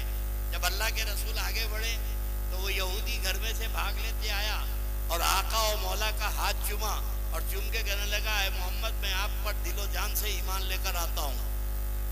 मुहद्दिसीन कहते हैं कि थोड़ी देर मेरे नबी दीवार से पीठ लगाए तो यहूदी को ईमान की तौफीक मिल गई। अरे जिसके पेट में 9 महीने रहे वो काफिर कैसे हो जाएंगे?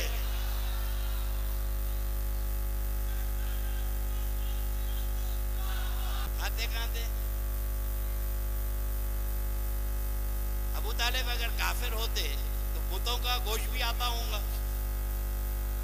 बुतों के चढ़ावे भी आते होंगे, लातो हुबुल के नाम पे जो घटा जानवर उसका भी गोश्त आता होगा, अब बुतों के चढ़ावे भी आते होंगे। अरे अकल के अंधो, अबू तालिब को काफिर बताने वालों, तुम नबी को क्या क्या खिला दिए? अबू तालिब को तुमने हज़रत मेरे आका को क्या खिला दिए? और कुरान का इनकार हो जाएगा। इसलिए कि मूसा अलैहिस्सलाम जब पैदा हुए टोकरे में बहते हुए जा रहे थे, कुरान है, मूसा अलैहिस्सलाम को टोकरे में डाल दिए, दरिया के पानी में बहते हुए गए और फिरौन के महल से वो टोकरा टकराया। बच्चा बहुत खूबसूरत था। फिरौन की बीवी आसिया ने देखा कि चांद से ज्यादा चमक रहा है ये बच्चा, उसको उठवाई और इतना खूबसूरत बच्चा था कि फिरौन को पेशन गोई हो चुकी थी कि एक पैदा हो गया जो तेरी ईंट से ईंट बजाएगा, तेरी सल्तनत को गर्क करेगा। मगर ये बच्चे की तरफ देखा तो उसको भी मैलान हो गया। अब बतकाज़ाए बशरी, तवज्जो मेरी, बशर हैं। मूसा अलैहिस्सलाम को भूख लगी और भूख की शिद्दत से मूसा अलैहिस्सलाम रोने लगे। तो फिरौन की बीवी ने कहा कि ये बच्चे को दूध पिलाने के लिए बुलाओ। कुरान है भाई, कोई हदीस जो तबलीगी निसाब नहीं पढ़ रहा हूं मैं। दूध पिलाने वालियों को बुलाओ। एक एक दूध पिलाने वाली आती गई। कुरान और हदीस की रोशनी में मुफस्सिरीन कहते हैं कि 40 औरतें मूसा कलीमुल्लाह को दूध पिलाने के लिए आईं और मूसा ने दूध नहीं पिया।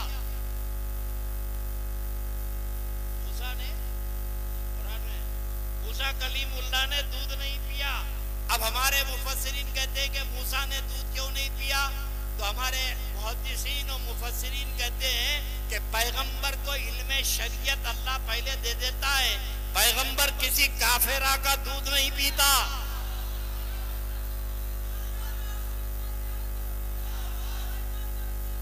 पैगंबर किसी काफिरा का दूध नहीं पीता। 40 औरतें काफिरा थी, पैगंबर ने दूध नहीं पिया।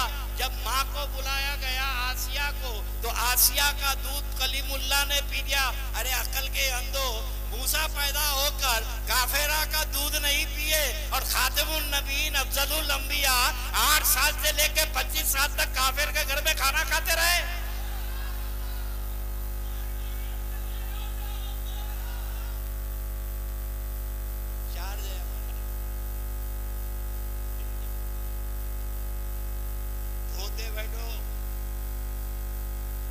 खाली भोंकेंगे, जवाब नहीं देंगे। सिर्फ इनको भोंकना आता है। अरे दम है तो मेरी बातों का जवाब दो। इधर से काटे, उधर से काटे और यूट्यूब पे डाल दिए। कादम पाशा का रथ, मेरी जूती का भी रथ नहीं होता, मेरा क्या रोध करेगा?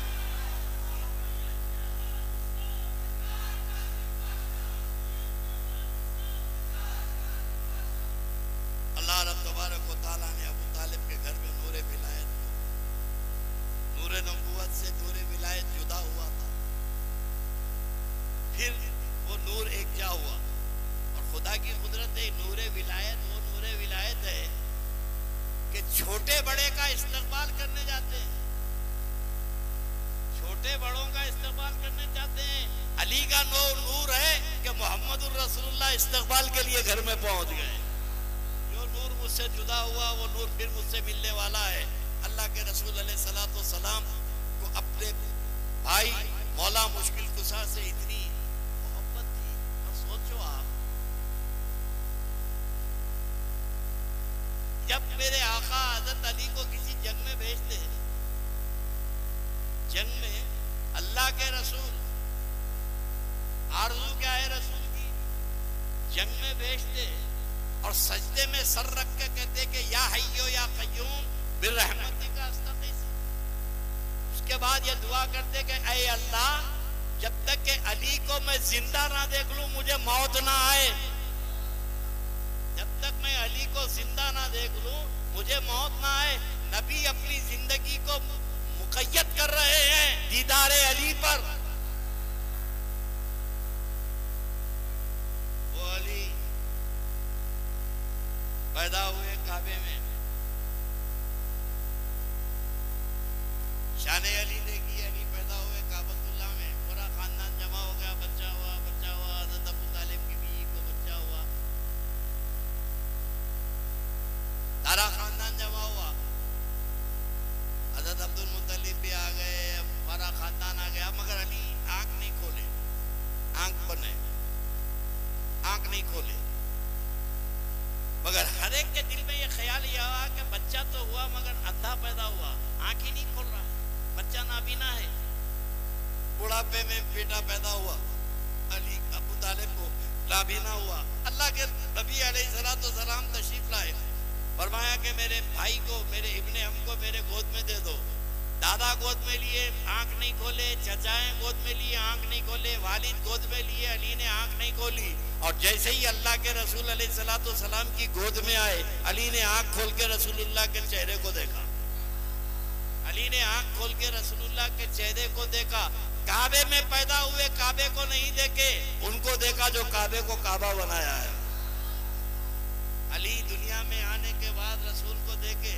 और उम्मुल मोमिनीन आयशा सिद्दीक़ा की हदीस पाक बुखारी की कि जब वक्त विसाल हुआ, हुजूर के जाने का वक्त करीब था, तो बार बार कह रहे थे कि अली कहाँ है, अली कहाँ है। अली अपनी किसी जरूरत के लिए बाहर चले गए थे।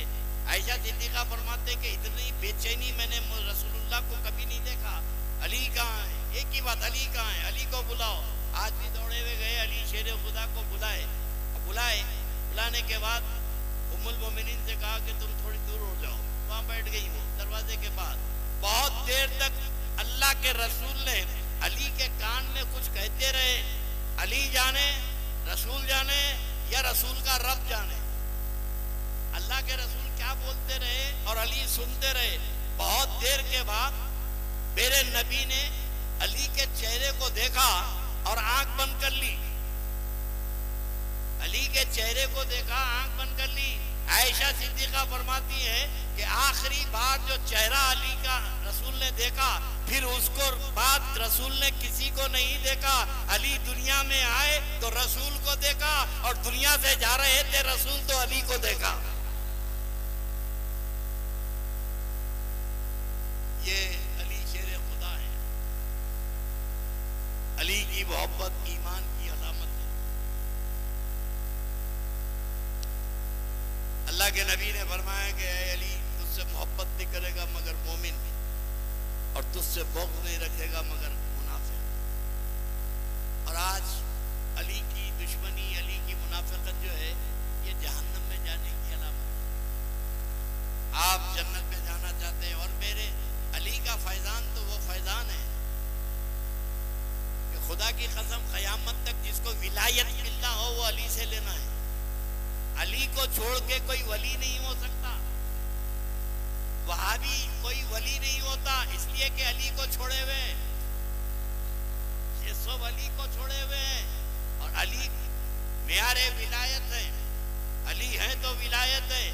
अल्लाह के रसूल अलैहिस्सलाम ने जब अली मुर्तज़ा की शादी हुई, यहाँ पर भी डंडी मारे मौलवी, जगह जगह हाथ फिराए। सैयदा फातिमा से शादी करने की आरज़ू तो सबको थी।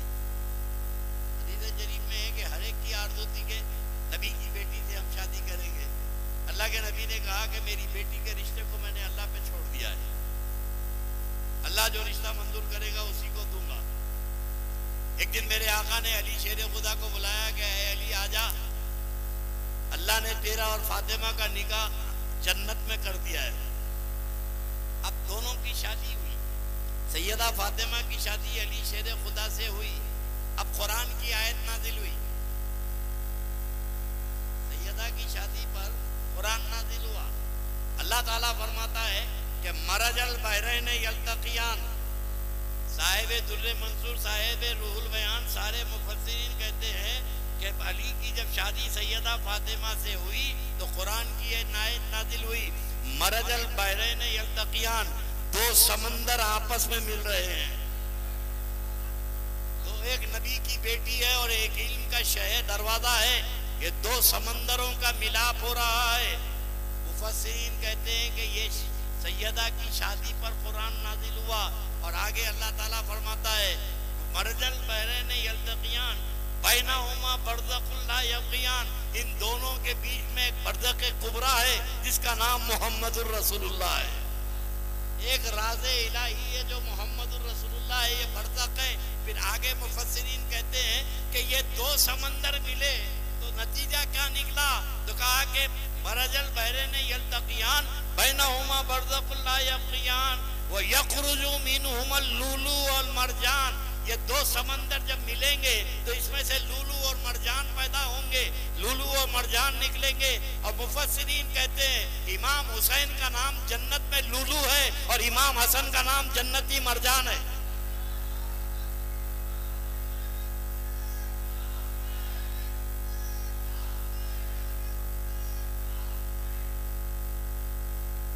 बड़े से बड़े मुफस्सिर को देखे यहाँ हाथ काट के निकल। और एक जगह तो मैं भी देखा, आजकल बहुत यूट्यूब पे बहुत चल रहा है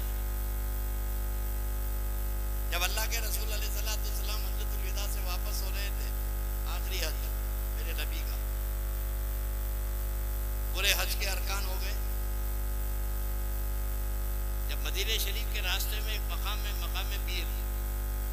हुजूर वहाँ कैंप करे, डेरा डाले, और एक बीर पर एक कुआं था, वहाँ उसकी फसील पे खड़े हुए। अब खड़े रह के सहाबा से बोले कि अनकरीब मौत का फरिश्ता मेरे पास आने वाला है और मैं तुमसे रुखसत हो जाऊंगा, क्या मेरे जाने के बाद तुम लोग फिर पलट जाओगे? सारे सहाबा थे उसमें, हज़रत अबू बकर थे, हज़रत उमर थे, सारे सहाबा थे। बोले या रसूलल्लाह हम आपके लाए हुए दीन पर राजी हैं, उसी पर कायम रहेंगे। बोले मैंने तुम्हारे पास अल्लाह की अमानत पहुंचा दी। साहबा ने कहा बेशक आपने पूरी अमानत पहुंचा दी, मैंने कोई चीज़ तुमसे छुपा के नहीं रखी, बाकी नहीं रखी। या रसूलल्लाह हर चीज़ आपने बता दिया। अच्छा आप ये बताओ, अये अबू बकर व उमर, अये उस्मान, ये सारे सहाबा बताओ, मैं तुम्हारे को जान से ज्यादा अजीज हूं कि नहीं हूं? मैं तुम्हारा महबूब हूं कि नहीं हूं? अये सहाबा की मुकद्दस जमात 1,24,000 सहाबा मौजूद थे। सबको पुकार के मेरे नबी ने कहा कि मैं तुम्हारा मौला हूं कि नहीं हूं, मैं तुम्हारा आका हूं कि नहीं हूं? तो सारे सहाबा पुकार के बोले या रसूल अल्लाह, बेशक आप हमारे मौला हैं, बेशक आप हमारे मौला हैं। एक एक से हुजूर ने कहलवाया मैं मौला हूँ, मैं तुम्हारा मौला हूँ। जब हजरत अबू बकर ने कहा आप हमारे मौला हैं, हजरत उमर ने कहा आप हमारे मौला हैं, अशरे मुबशरा ने कहा आप हमारे मौला हैं, 1,24,000 सहाबा ने कहा आप हमारे मौला हैं।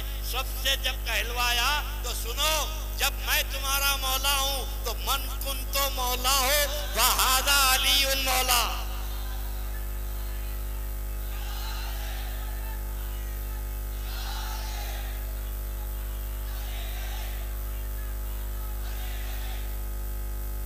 मैं तुम्हारा, अय अबू बकर मैं तेरा मौला, अली भी तेरा मौला।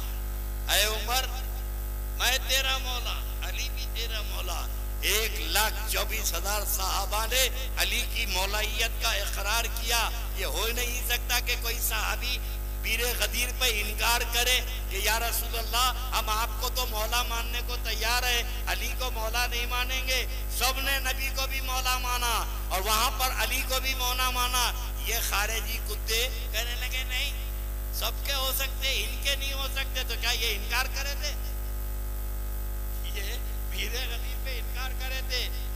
मकाम विलायत अली का वो है जिसके नबी मौला हैं, जिसके नबी आका हैं, अली सबके आका हैं। ये मेरे दोस्तों ये अली की शान है। अल्लाह रब तबारक व तआला इनकी नस्ल में कैसे कैसे आफताब पैदा किए।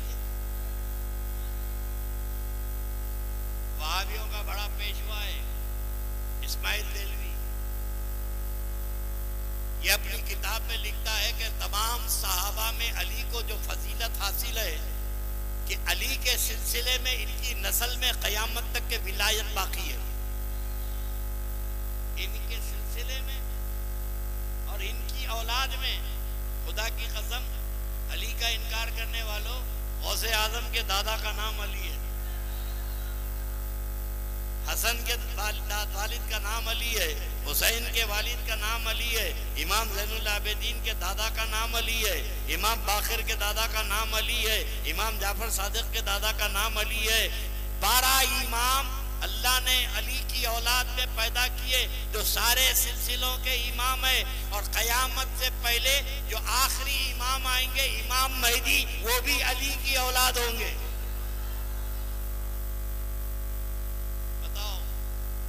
विलायत तो अली के पास है और जाना तो अली के साथ है। गौसुल आज़म दस्तगीर। क्या हिंदुस्तान में गरीब नवाज का कोई जवाब है? क्या भाई? गरीब नवाज किसके पोतरे हैं? अली शेर खुदा के पोतरे। दुनिया आज तक गरीब नवाज को नहीं समझ सकी तो उनके दादा को क्या समझेगी? अरे हिंदुस्तान में बैठे हैं, बर्रे सगीर पे ख्वाजा की हुकूमत है। ये साल तकरीबन 10 लाख आदमी हाजिरी देने के लिए पहुंचे और हर साल अगर हिसाब कर लिए तो कम से कम 10 से 15 करोड़ आदमी अजमेर को जाते हैं। ये वहाबी सरपटन पे मर गए। अब वहाबियों का देखा देखिए, कुछ हमारे सुन्नी भी हरे शमले, सफेद शमले, ये तोते भी अजमेर को नहीं जाना, तो कहाँ जाना है? अजमेर को नहीं जाना, ये भी शुरू कर दिए। तबलीगी जमात वाले दरगाहों से बाहर रह के बकते हैं, दरगाह को नहीं जाना, दरगाह को नहीं जाना, दरगाह को नहीं जाना, ये बाहर रह के बोल रहे हैं। ये हरे शब्द सुपे शब्द अंदर आके बोल रहे हैं। जो बातें जमात इस्लामी अहले हदीस दरगाह के बाहर खड़े रह के कहते हैं, ये उनके एजेंट अंदर आके कहते हैं। एक मौलाना तकरीर कर रहा है, सुपे शमले वाला, हरे शमले वाला, देखिए हमारे हजरत का फतवा है, दरगाह पर जाना खबर से 4 हाथ पीछे रहना। कहाँ कितने? खबर से हमारे हजरत, हमारे बड़े हजरत का फतवा है, खबर से 4 हाथ पीछे रहना, खबर को हाथ नहीं लगाना, खबर को नहीं चूमना, खबर से दूर रहना। अबे तो जाता कहीं तू? जब तुझे इतनी एहतियात करना है तो कौन बोले तेरे को जाने के बाद से? अब तेरे हजरत के फतवे पे कोई अमल करे, 4 हाथ बोले तो ये होता ना। अब 4 हाथ बोले तो कितना होता? 8 फीट। गरीब नवाज के बाद गए और 8 फीट पीछे बाहर, 8 फीट बाहर रहे दूर, तो दरवाजे के बाहर रहना। खाजा के बाहर गए तो दरवाजे के बाहर रहना, और दिल्ली निजामुद्दीन महबूब इलाही के बाद गए तो चबूतरे के नीचे रहना। बताओ भाई, अबे इतने एहतियात करे तो जाते कहीं को भाई? मत जाओ ना, आपको कौन बोले? जैसे वहां बड़े रुक गए वैसे आप भी रुक जाइए। मगर जो काम ये बाहर रह के करते हैं वो ये अंदर आके करते हैं। ये जमात जो निकली है, हरे शमले सुपे शमले, ये मिशन एक ही है। तबलीगी जमात वाले तो बेचारे अब तो सुधर गए, तो तबलीगी जमात वाले सुधर गए भाई, पर वो अजमेर शरीफ में इज्तिमा करे। तो तबलीगी जमात का बहुत बड़ा इज्तिमा हुआ अजमेर शरीफ में। अब बैनर क्या छपे? अजमेर मुक़द्दस चलिए, अजमेर शरीफ चलिए। बोला भाई लोग बोले अरे ये तबलीगी जमात वाले अजमेर शरीफ गए, बोला गरीब नवाज बुलाए हैं इनकी सफाई करने के लिए। वो खाजा है, हिंदुस्तान है, जिनको दूर करना चाहते हैं बढ़ा दिए, और इनको खरीद करके इनकी धुलाई हो रही है। इंशाअल्लाह ये खाजा के दरबार में पहुंचेंगे तो यकीनन इनके कल्ब की सफाई होगी। अब तबलीगी जमात वालों से भी मेरी एक रिक्वेस्ट है, भाई अब छोड़ो यारो झगड़ा मत। कहीं का अहले हदीस को मुसलमान नहीं समझ रहे। जमात इस्लामी वाले इनको पागलों की जमात बोलते, और देवबंद से फतवा छप गया इनके खिलाफ। तबलीगी जमात के नाम से देवबंदी छिड़ता है, जहां की ये ब्रांच है। और मौलवी और जाहिल मिलके इतना लड़ रहे हैं कि बांग्लादेश के इज्तिमा में स्टेज पे 22 मौलवी मर गए। बांग्लादेश यूट्यूब पे देखिए, स्टेज पर 22 मौलाना लोगों को काट के फेंक दिए। कौन सी? ये अल्लाह वाली जमात। देखिए, किसी को बुरा नहीं बोलना, किसी को बुरा नहीं बोलना। तो ये कौन करे? स्टेज पे 22 आदमी को मार के फेंक दिए, मौलवियों को। अब इनके भी पास भी 2 ग्रुप हो गए, एक 7 गुरु, एक मुशावरती गुरु। 2 इज्तिमा अलग अलग हो रहे हैं, इनका इज्तिमा अलग, उनका इज्तिमा अलग। ये दोनों ग्रुप एक दूसरे से लड़ रहे हैं। मौलवियों से नफरत है। तबलीगी जमात के इज्तिमा में कोई मौलाना तकरीर नहीं करना कौन? प्याज बेचने वाला, पान बेचने वाला, ठेले पे बैठने वाला, दोस्तों साहेबों बुजुर्गों, इनका मुबल्लिग तकरीर करना। दावत इस्लामी, सुन्नी दावत इस्लामी में भी कोई मौलाना तकरीर नहीं करना, इनका जाहिल तकरीर करना। तो ये उलमा 12-12 साल तक मदरसों में पढ़ के क्या झक मारेंगे? इन्होंने कुरान और हदीस पढ़ के निकले हैं कि आप बात नहीं कर, आप बैठिए, हमारे मुबल्लिग करेंगे। तो ये काम तो वो लोग भी कर रहे हैं। अब तबलीगी जमात वालों को मेरा खुला ऑफर है, अब ये दुरूद और फातिहा नियाज पे कई के लिए पार्टी बनाते हैं, खा के देखो, मजे की चीजें खा लो।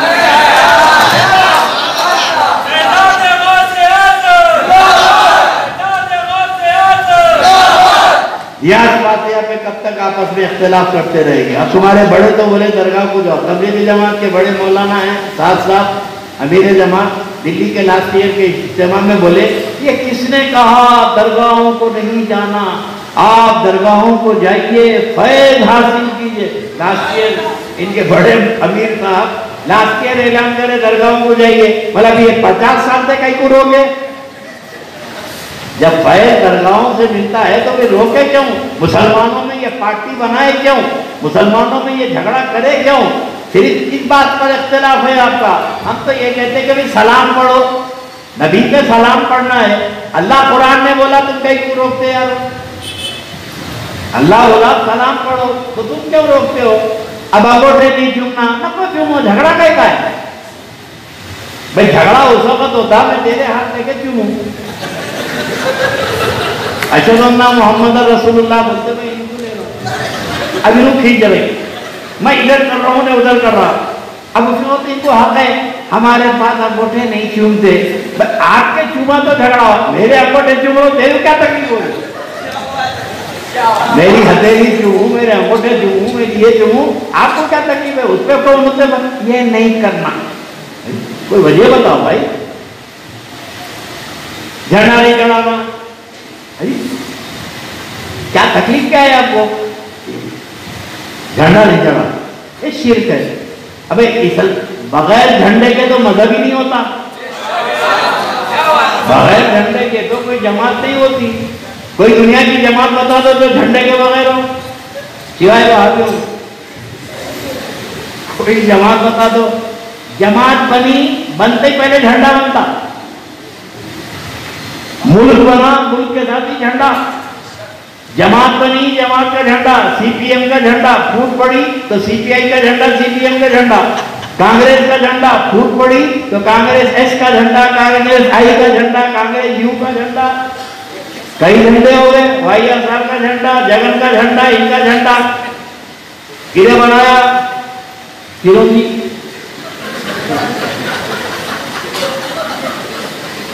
मूंगफली चिरंजी है, चिरंजी जमात बनाया झंडा। कोई जमात बता दो जो बगैर झंडे के हो। जमात होगी, और खुद अल्लाह के रसूल अलैहिस्सलाम हर जिहाद में झंडा दिए, और एक झंडा तो मेरे नबी का टर्की म्यूजियम में मौजूद है। उम्मुल मोमिनीन आयशा सिद्दीका की ओढ़नी लेके अपने भेजे को लगाकर हजरत एक झंडा अली को दिया और एक झंडा हजरत उबादा इब्न साद रज़ियल्लाहु ताला अन्हु अंसार की तरफ से हजरत उबादा और महाजिरीन की तरफ से अली के हाथ में। जो अली का झंडा है आज टर्की म्यूजियम में मौजूद है एज इट इज। तो ये कहना कि झंडा शिर्क है तो नऊजुबिल्लाह रसूलुल्लाह शिर्क करे, झंडा दिया। झंडा एक अलामत है, एक निशानी है। अब मेरे दोस्तों, अब अगर ला इलाहा इल्लल्लाह मुहम्मदुर रसूलुल्लाह का झंडा अगर हम इसे डिक्लेयर कर देते ये सिर्फ मुसलमानों का झंडा है, तो हमको पता नहीं चलता कि ये ला इलाहा इल्लल्लाह मुहम्मदुर रसूलुल्लाह पढ़ने वाला शिया है, खारिजी है, वहाबी है, जमात इस्लामी है, अहले हदीस है, सब चढ़ा लेते। सऊदी अरब का भी झंडा है ला इलाहा इल्लल्लाह मुहम्मदुर रसूलुल्लाह। तो हमारे बुजुर्गों ने कहा इस झंडे से पहचान नहीं हो सक रही कि कौन से अकीदे वाला है, और उसके नाम का झंडा चढ़ा लो।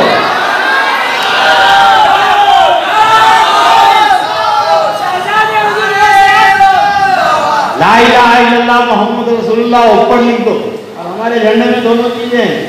ऊपर कलमा लिखा रहता है ला इलाहा इल्लल्लाह मुहम्मद रसूलुल्लाह, और नीचे रहता है अलमदद या गौसे आलम दस्तगी।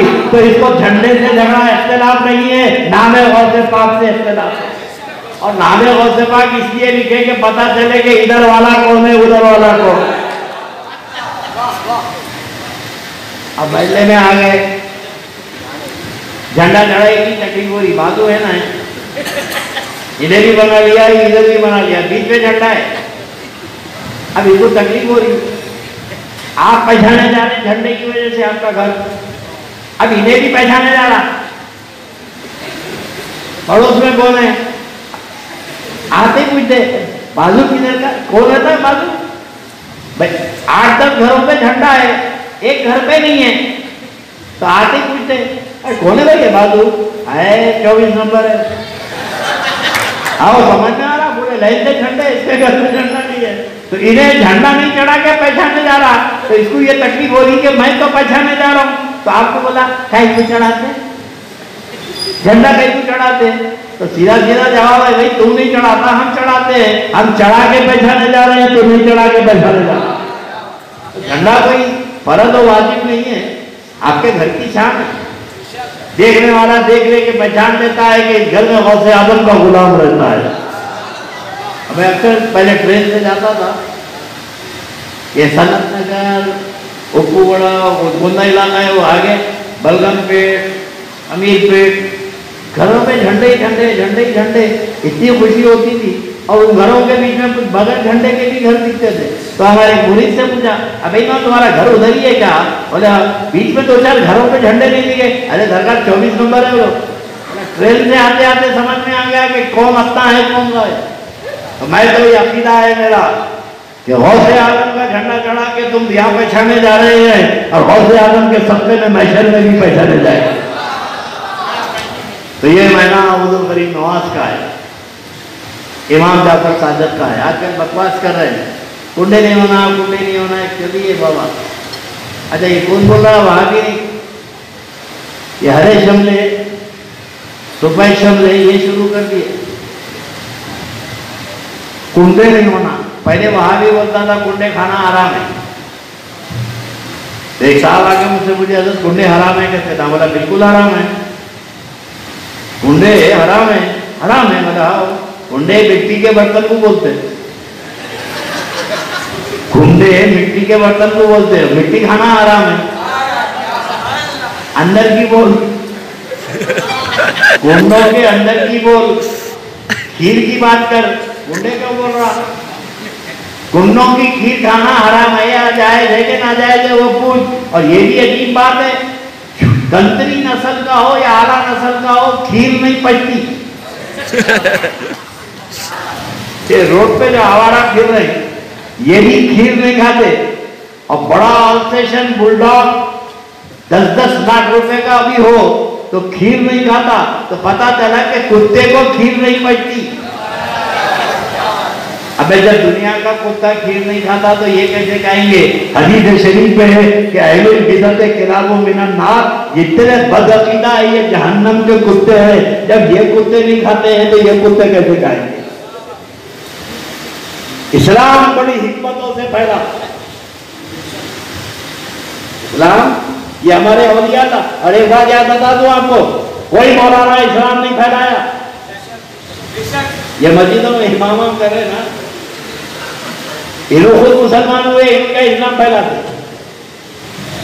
इस्लाम किसी मुल्ला ने, मौलवी ने नहीं फैलाया, इस्लाम अल्लाह के वलियों ने फैलाया। ऐ तो बता दो कौन से मौलाना के हाथ में कौन मुसलमान हुआ? आज मौलाना के लोगों की वजह से मुसलमान बाकी नहीं है, तो ये क्या इस्लाम फैलाएंगे? किताब पढ़ के इस्लाम नहीं फैलता है। हिंदुस्तान में कुरान पढ़ के इस्लाम नहीं फैला, ख्वाजा की सूरत देख के इस्लाम फैला है। ये कुरान पे चल के इस्लाम फैला है, ये चलता फिरता कुरान था, ये लोग इस्लाम फैलाए हैं। और जब इस्लाम फैलाए एक अजीब मिजाज रहा है। ये मुझे बता दो कि बड़ी हिकमत से हमारे बुजुर्गों ने इस्लाम फैलाया। एक बात बता देता हूँ आपको, फाइनल किस्सा खत्म। मुसलमानों की एक आदत है, इनके घर में जब भी कोई दावत हो, या अम्मा को खाते या बाबा को या बकरा, बगैर गोश्त के इनके पास कोई दावत नहीं होती। अल्लाह के नबी अलैहिस्सलाम ने फरमाया कि अल्लाह जारे का हक तेरे पड़ोसी का तुझ पे हक है। और पड़ोसी में मेरे नबी ने ये नहीं फरमाया कि मुसलमान पड़ोसी, पड़ोसी माने पड़ोसी। अगर कोई काफिर और मुशरिक भी तुम्हारे दरवाजे के बाजू है तो तुम्हारा वो पड़ोसी है। और अल्लाह के रसूल फरमा रहे हैं कि वो काफिर मुशरिक का भी हक तुम पर है। पड़ोसी का ख्याल करो। इस्लाम रवादारी का मजहब है, इस्लाम मोहब्बत और मोहब्बत का मजहब है। अब आपके घर में दावत हो रही है, कभी आप बाजू वाले को बुला के खिलाई नहीं, गैर मुस्लिम को कभी बुलाई नहीं आप। अब बुलाते भी कैसे? आप तो गोश्त खाते, उन्हें गोश्त नहीं खाता। हमारे बुजुर्गों ने कहा कि ये बहुत बुरा हो रहा है, बहुत बुरा हो रहा है। नबी की उम्मत इतनी नफरतों से नहीं रह सकती है, ये मोहब्बतों का मजहब है। तो हमारे बुजुर्गों ने भी कहा आप 11वीं में बकरा काटे, ये 2011 बकरा काटा, दूसरे से पूछे 11वीं में क्या करे, बड़ी लेकर आ रहा सरकार, 80 किलो निकला। अच्छा वो बड़े को खाए। दूसरे से पूछे तो बोले चिकन बनाया था। बारात कोई भी हो, चिकन मटन मीट यही तो होता है। पड़ोसी को कब खिलाएंगे आप जो काफिर और मुशरिक है? इस्लाम पहले तो कैसा, पहले मोहब्बतें बढ़ी तो कैसे बढ़ी? नफरतें खत्म करो, मोहब्बत बढ़ाओ। और मोहब्बत कब बढ़ती है? कोई तुम्हारे घर पे जब खाना खा ले, तुम्हारा नमक खा ले, तो उसमें रवादारी पैदा हो जाती है, तुम्हारे से मोहब्बत पैदा हो जाती है। बोले बाप, इमाम जाफर साहब की फातिहा कर और खिचड़ी, माट की भाजी, दालचा बना, खीर पूरियां बना, अब बना के पड़ोसियों को भी बुला। और दादा हमारे पड़ोस में तो गैर मुस्लिम है, बुला बेटा उनको भी बुला, उनको भी बुला के खिला। तब पड़ोसी को जाके जब दावत दिए, हमारे घर में फातिहा है, तो उन्हें चमक गया। उन्हें बोला इन्हें तो गाय खाता, बैल खाता या बकरा खाता, मैं कैसे आऊं? बोले नहीं, ये वेजिटेरियन फातिहा है, ये प्योर वेजिटेरियन है, इसमें मांस नहीं पकता। खुशी खुशी उन्हें आया। जो बाजू रहता था, अलेक सलेक नहीं थी, नफरतों की दीवार उठी हुई थी, आपके घर खाना खाते ही मोहब्बतें पैदा हो गई। आपका नमक तो इस्लाम बड़ी हिकमतों से फैला, ये हमारे बुजुर्गों की नजर थी, ये फैला। अब बड़ी खूबी से इन्होंने इस्लाम फैलाया। अब उसके बाद वो काफिर और मुशरिक बोला ये फातिहा बड़ी बरकत वाली है, बहुत बरकत वाली। एक बार खा के गया तो उसके कई काम बन गए। उन्हें बोला वो साल भर अच्छा गुजरा मेरा। तो बोले तू भी कर, तू भी कर, हम भी कहा तू कर, हम आके फातिहा देंगे। मुशरिकीन का घर, गैर मुस्लिमों का घर, हमारे इमाम साहब जाके वहां आज भी आगरा के इलाकों में मेरे साथ चलिए, बड़े बड़े रेड्डी, बड़े बड़े जमींदार 11वीं हाउस बना के रखे हैं। 11वीं हाउस, उस गांव में 50-100 मुसलमान के घर है, 4000 गैर मुस्लिमों के घर है, मगर जमींदार हर साल 11वीं करता है, 100-125 बकरों की नियाज करता है। काटते हैं मुसलमान, पकाते हैं मुसलमान, फातिहा देते हैं मुसलमान, खाती है सारी बस्ती। याद नहीं याद जाइए, तेलुगु देशम का एमएलए है तांडूर में, 151 बकरे की नियाज करता है, हिंदू है। कौन करवाए ये हमारे बुजुर्गों का फैला हुआ इस्लाम है। जब बड़े गौस्ती 11वीं कर ले, तेरे घर के सारे मसले हल हो जाएंगे। अब इसके परदादा लक्कड़दादा जो कर रहे थे, बड़े बड़े पंडित आके बोले कि ये क्या कर रहा है? बोले हम तुमको छोड़ सकते हैं मगर गौस की 11वीं नहीं छोड़ सकते।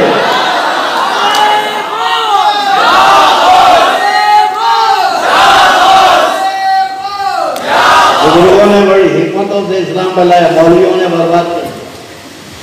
अच्छा एक बात बताऊं मैं, पूरे हिंदुस्तान में एक रिवाज है, बच्चा बीमार हुआ तो दवा खाने के बाद में जाता, मस्जिद को पहले जाता। गैर मुस्लिम भी है, मस्जिद के सामने खड़े रहते। अब आप नमाज पढ़ के क्या करते? आप फूक करें, और उन्हें खड़ा हुआ है, पैसे वाला, गरीब, अमीर सब खड़े हुए हैं आपसे पढ़ा के फुकाने के लिए। ये क्या किस्सा है? मैंने बड़ी डिटेल ऑब्जर्व किया।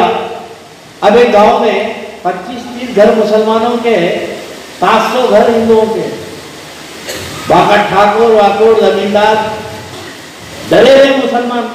अब कोई अल्लाह के वली उधर से गुजरे, उसका बच्चा बीमार था, 400-500 साल पहले की बात है। तो कोई बोले कि मुसलमान बुजुर्ग आए हैं, जाके दुआ ले लो। आया हजरत पूछे भाई कितने घर है यहाँ पर? और 25-30 घर है, एक मस्जिद है खाली, छोटी झोपड़ी, बाकी के कौन है? बोले सब बड़े बड़े जमींदार रेड्डियां राव रहते हैं, बड़े बड़े ठाकुरा रहते हैं। वो ठाकुर साहब आए तो हजरत देखे बच्चा अब तब पे मरने के करीब है, इकलौता बेटा। हजरत ने फरमाया कि देख बाप, वो बच्चे हमारे जो इबादत कर वो मस्जिद से निकलते नहीं, नमाज पढ़ के वहाँ जाके तो सीढ़ी पे खड़े हो जा, वो लोग पढ़ के दम कर देंगे, तेरा बच्चा अच्छा हो जाएगा। उसको मस्जिद की सीढ़ी पे बड़े जमींदार को पहुंचाए और सजदे में दुआ करके बोले मौला मस्जिद की और मुसलमानों की इबादत के लिए बड़े ठाकुर को भिजा दिया हूँ, इसके बच्चे को सेहत अता फरमा। इन्हें सीढ़ी पे पहुंचा, बच्चा ठीक हो गया। आज 400-500 साल से रिवाज पड़ा हुआ है, दवाखाने को बाद में जाते हैं, मस्जिद की सीढ़ियों पर पहले आते हैं। ये हमारे बुजुर्गों का फैला हुआ इस्लाम है। जिसको मस्जिद में ले जा सके और जिसको मस्जिद में नहीं लेके सीढ़ी तक पहुंचा। ये है पूरे इलाके में भी देखो, आप हिंदुस्तान के लिए। और ये भी अजीब बात है, ये भी मैं गौर करा कि गैर मुस्लिम, हिंदू, ईसाई, सिख जो है, जो मस्जिदों को ले जाते हैं पढ़ा के फुकाने, किसी वहाबी की मस्जिद को नहीं जाते। साधारण मस्जिद है नहीं जाते, क्योंकि हिंदुओं को भी मालूम है कि इनकी दुआ कबूल नहीं होती है। और उसी मस्जिद में जाते हैं जो गौस खाजा का जहां तस्करा होता है, उसी मस्जिद में जाते हैं जहाँ सलात और सलाम की सदाएं बुलंद होती है। अस्सलातु वस्सलाम अलैका या रसूलुल्लाह की जहाँ सदा बुलंद होती है, गैर मुस्लिम वहीं जाता है दुआ कराने के लिए। ये हमारे बुजुर्गों का फैला हुआ इस्लाम है। दरगाह गौसुल आजम पीराने पीर महबूब सुबानी हुजूर गरीब नवाज फिदा बेगम अली के लाडलों पर मोइनुद्दीन अजमेरी के सदक़े मोहिउद्दीन जिलानी के कुर्बान दो हस्तियां ऐसी हैं। वैसे तो निजामुद्दीन मजबूर इलाही भी औलाद अली, ताबेर कलियरी भी औलाद अली भी हैं। मेरे जद्दे आला सरकार शाह अब्दुल लतीफ लाहौली। कैसा इस्लाम फैला भाई। इस्लाम फैलने के लिए बात अपनी इख्तिताम की मंजिल में पहुंचाता हूँ। गौसे आज़म में सही मेरे दादा बगदाद से तशरीफ लाए शाह लतीफ लाहौली कर्नूल सैयदुल अब्बास, यहाँ से कर्नूल में आज भी बिरयानी के साथ अपाड़े की भाजी खाते। और बैगन तो मालूम होता किस्मत में लिखा के ला दिए, बैगन में भुट्टा बैगन, बगैर बैगन की तो इनकी जिंदगी नहीं है। आज भी तेलुगु बोलने वाले हैं वहां। हैदराबाद से 210 किलोमीटर है कर्नूल, बेंगलोर हाईवे पे। मेरे दादा बगदाद से चले आए, कर्नूल में रह गए। मैं गया तो 2 दिन रहना मुश्किल है, 2 दिन रहना मेरे लिए मुश्किल है। अब कई के लिए आए थे, तिजारत को आए थे या रिश्तेदार थे। अल्लाह के नबी ने फरमाया, गौसे आजम ने फरमाया, अब्दुल लतीफ तुमको कर्नूल जाना है। बगदाद में मेरे गौस ने नक्शा बताया, बगदाद से कर्नूल आ गए। अब क्या टेक्नोलॉजी थी। एक शादी में गया मैं विजयवाड़ा में। अब विजयवाड़ा में तो कोई बोलने वाला ही नहीं मिलता। रोड के ऊपर रात का वक्त है, वो साहब होटल बुक कराए तो होटल कहाँ है, कहते मालूम तो मेरे बुरी था माजिद। उन्हें बोला सरकार परेशानी की बात नहीं है, कौन सी होटल है। होटल का नाम बोला, उन्हें नक्शा डाल दिया वो बिल्कुल। अब रास्ता बता रहा हूँ, नक्शा राइट 200 मीटर, लेफ्ट राइट, आगे सर्कल, होटल के सामने ले आके वो नक्शा छोड़ दिया। ये मोटरों में बैठ के टेलीफोन में बैठ के, जो भी कई बार मेरे साथ चले, नक्शा डाल के चलते हैं सफर में। कल गुलबर्गे के रास्ता भटक गए, मोबाइल इंटरनेट बंद था, इधर की निकल गए कच्चे सड़कों पे। मतलब ये कि ये मोबाइल के ऊपर आप नक्शा डाल लीजिए, करेक्ट ठिकाने पे पहुंच जाते हैं। मेरे दोस्तों, ये मोबाइल, ये सैटेलाइट सुअर खाने वालों की इजाजत है, ये शराबी हरामियों की इजाजत है। ये जब नक्शा सही बता सकते हैं तो गौसे आजम अपने पोतरे को कैसा नक्शा नहीं बताया। बिराने पीर ने कहा कि ये नक्शा है, जाओ तुमको कर्नूल जाना है। अब लाहौरी सरकार की जबान अरबी, यहाँ तेलुगु। इस्लाम पहले तो पहले कहते भाई आप मेरी तकलीफ सुन रहे बोलिए, चंदा थोड़ी मांग रहा हूँ, सुन रहे, समझ रहे, कौन सी जबान में बोल रहा हूँ। मलावारी बोला तो समझते, मेरी कुछ नहीं आती, आप क्या समझते। तेलुगु भी नहीं आती मेरे को, तमिल भी नहीं आती। अब तमिलनाडु में इस्लाम फैलाने को मैं गया तो कौन सी जबान बोलना, मलाबार में गया तो मलाबारी। अब गुंटूर, विजयवाड़ा, नरसापुर इधर चले जाइए, कृष्णापल्ली, विशाखापट्टनम, उर्दू बोलने वाले तो दिखते भी नहीं आपको। तो पैगाम पहुंचेगा कैसे। लैंग्वेज का प्रॉब्लम है ना, कम्युनिकेशन गैप है। मेरी बात समझेंगे तो आप मजहब को समझेंगे ना, जब मेरी बात ही नहीं समझेंगे तो आप कुरान को क्या समझेंगे, मैसेज को क्या समझेंगे। अब मैं खड़े रह के कुरान शरीफ की आयत पढ़ रहा हूँ, उसको तो आता भी नहीं। अब मुसलमान आप लोग इस्लाम कबूल कर लीजिए, ये खूबी है, बात समझे तो कबूल करेगा ना। तो हिंदुस्तान में जो इस्लाम फैला उसमें कुरान का कोई दखल नहीं है, फिर फैला कैसे? लाखों की तादाद में मुसलमान कैसे हुए?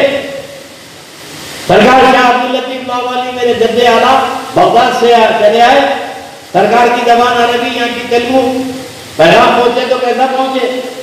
कई दिन हो गए सरकार आके क़याम फरमाए हेंगरी नदी के पास, चंद फकीरों के साथ आ गए थे बगदाद से। अब सामने वाला समझा तो इस्लाम फैलाएंगे ना। एक दिन बाजा बज रहा है, ढोल तमाशा तमाशा, बहुत धूम हो रही, बाजा बज रहा, तो सरकार ने फरमाया ये कौन सी रस्म है, हिंदुओं में कोई खुशी की रस्म है क्या? तो लोगों ने कहा जी सैयदी, राजा की बेटी मर गई है, जलाने ले जा रहे हैं। बोले इतने धूम से जलाने ले जा रहे हैं, मर गई जी, ये क्या का तरीका है, ढोल बाजे के साथ ले जाते हैं डेड बॉडी। सरकार ने फरमाया कैसे मरी हो? तो लगे शिकार पे गई थी, जहरीले नाक में काटा, मर गई, सांप के काटने से, डसने से। कब मरी? तो 4 दिन हो गए, लाश लेके आए। अब कहाँ जा रहे हैं? बोले जलाने ले जा रहे हैं। सरकार शाह लतीफ बाबा, अब आने का मकसद देखो। और सरकार ने कहा अब्दुल लतीफ तुमको कर्नूल जाना है। अब क्यों जाना है? वो राज खुला। सरकार ने कहा कि वो राजा से जाके कहो कि उसकी बेटी अगर जिंदा हो जाए तो क्या वो हमारा मजहब कबूल कर लेगा, हमारा इस्लाम कबूल कर लेगा? लोग जाके राजा को अर्थी पे रखे जलाने के वास्ते दुल्हन बच्ची को, तो जाके लोगों ने कहा कि वो मुसलमान फकीर जो बगदाद से आए वो कहते हैं कि तुम्हारी बच्ची अगर जिंदा हो जाए तो क्या तुम मजहब इस्लाम कबूल कर लोगे? तो उन्हें बोला लाश तो फट गई, 4 दिन हुआ मर के, झड़क दिया। रानी खड़ी थी, उन्हें सुन ली, क्या बोले इन्होंने, क्या बोल रहे? ले कुछ नहीं बोलो। अरे बोले वो मुसलमान फकीर कह रहा है कि बच्ची जिंदा हो गई तो क्या मजहब कबूल कर लेंगे क्या? तो बोले फिर तुम क्या पढ़ा दिए? अरे बोले 4 दिन हो गया मर के, इसको जलने का टाइम हो रहा, तुम क्या बोल रहे हैं? तो बोले नहीं मेरी एकलौती बेटी है, मैं इसको जलने तो नहीं दूंगी, और तुम तो राजा हैं, अगर वो जिंदा नहीं करे तो उनको खत्म कर दो, यहाँ से बढ़ा दो, मैं तो बच्ची को ले जाऊंगी। वो लाश उठा के बच्ची की अर्थी पे से सरकार के पास लेके आए। सरकार लावाली ने कहा तो बढ़ जाओ, हट गए। थोड़ी देर बाद सरकार ने हाथ रख के कहा तुम अल्लाह के हुक्म से उठ जाओ। इधर जमाने मुकद्दसा से कलेमात निकले, बच्ची उठी, राजा को बुला के फरमाया जा तेरी बेटी को ले जा। तो एक ही दिन में 10,000 आदमी सरकार के हाथ में मुसलमान हुए। राजा मुसलमान, खानदान मुसलमान। तो ये औलिया अल्लाह की करामत दर हकीकत अली की करामत है। ये औलादे अली है, अली ने पावर दिया, अली को रसूल ने अली को पावर दिया, और गौस अली ने गौसुल आजम को पावर दिया, गौसुल आजम ने औलिया अल्लाह को पावर दिया। तो हिंदुस्तान में इस्लाम औलिया अल्लाह का मरून मिन्नत है। और आज भी मुसलमान होते हैं तो वलियों के आस्थाने पे होते हैं, दारुल देवबंद में नहीं होते, जामे निजामिया में कोई मुसलमान नहीं होता। तो इतना बड़ा मदरसा है ना निजामिया, बड़े बड़े मुफ्तियां मौलाना, कौन हुए आपके हाथ में मुसलमान? अफजल तो गैर मुस्लिम जाता ही नहीं है, तो मुसलमान कहां से होगा? कोई गैर मुस्लिम को कहीं आता नजर आएगा तो औलिया की चौखट पे नजर आएगा। यूसुफ शरीफ साहब के पास दिखेंगे, बंदर नवाज के पास दिखेंगे, लावाली सरकार के पास दिखेंगे, क्योंकि उनको मालूम है यहाँ कुछ मिलने वाला नहीं है, या अकीदत से आओ तो सब कुछ मिल जाएगा। ये अली की औलाद गौसे आलम की दस्तगीर महबूब सुमानी अल्लाह सलामत रखे, आपको बहुत दे दिया, माफी चाहता हूँ। इतनी देर तो मेरा घुट में नहीं था, मैं आते वक्त हमारे सागर भाई ने कहा कि भाई मेरी तबीयत खराब है, कल गलती से मैं कुछ टेस्टा करा दिया, ये गलती ला रहे तो अंदर से बहुत बड़ी शुगर निकली, कब से मेरे मालूम ही नहीं शक्ल। रिपोर्ट आई तो मतलब इतनी बयान है, तभी तो मतलब इतनी मीठी मीठी बातें कर रहा था, मुझे पता ही नहीं चला शुगर इतनी बढ़ी हुई है। अभी काफ़ी शुगर मेरी बढ़ी हुई है, मगर जिक्र अली करना है और ये और जिक्र है जो इबादत का मजा देता है। मौला का जिक्र अल्लाह तबारक व तआला आपको सलामत रखे। और ये नौजवान वाबस्तगान सिलसिला की हकीकत और मोहब्बत के साथ जिक्र अली कर रहे हैं, अल्लाह ताला इसका अजर अजीम अता फरमाए, अली की क़ुव्वत इनको अता फरमाए, अली का हुब अता फरमाए, तवल्ला अली अता फरमाए। यहाँ भी रहे तो अली के साथ रहे, वहाँ भी उठे तो अली के साथ उठे। वाखिर दावाना अल्हम्दुलिल्लाहि रब्बिल आलमीन। खड़े हो जाएं, सलात व सलाम।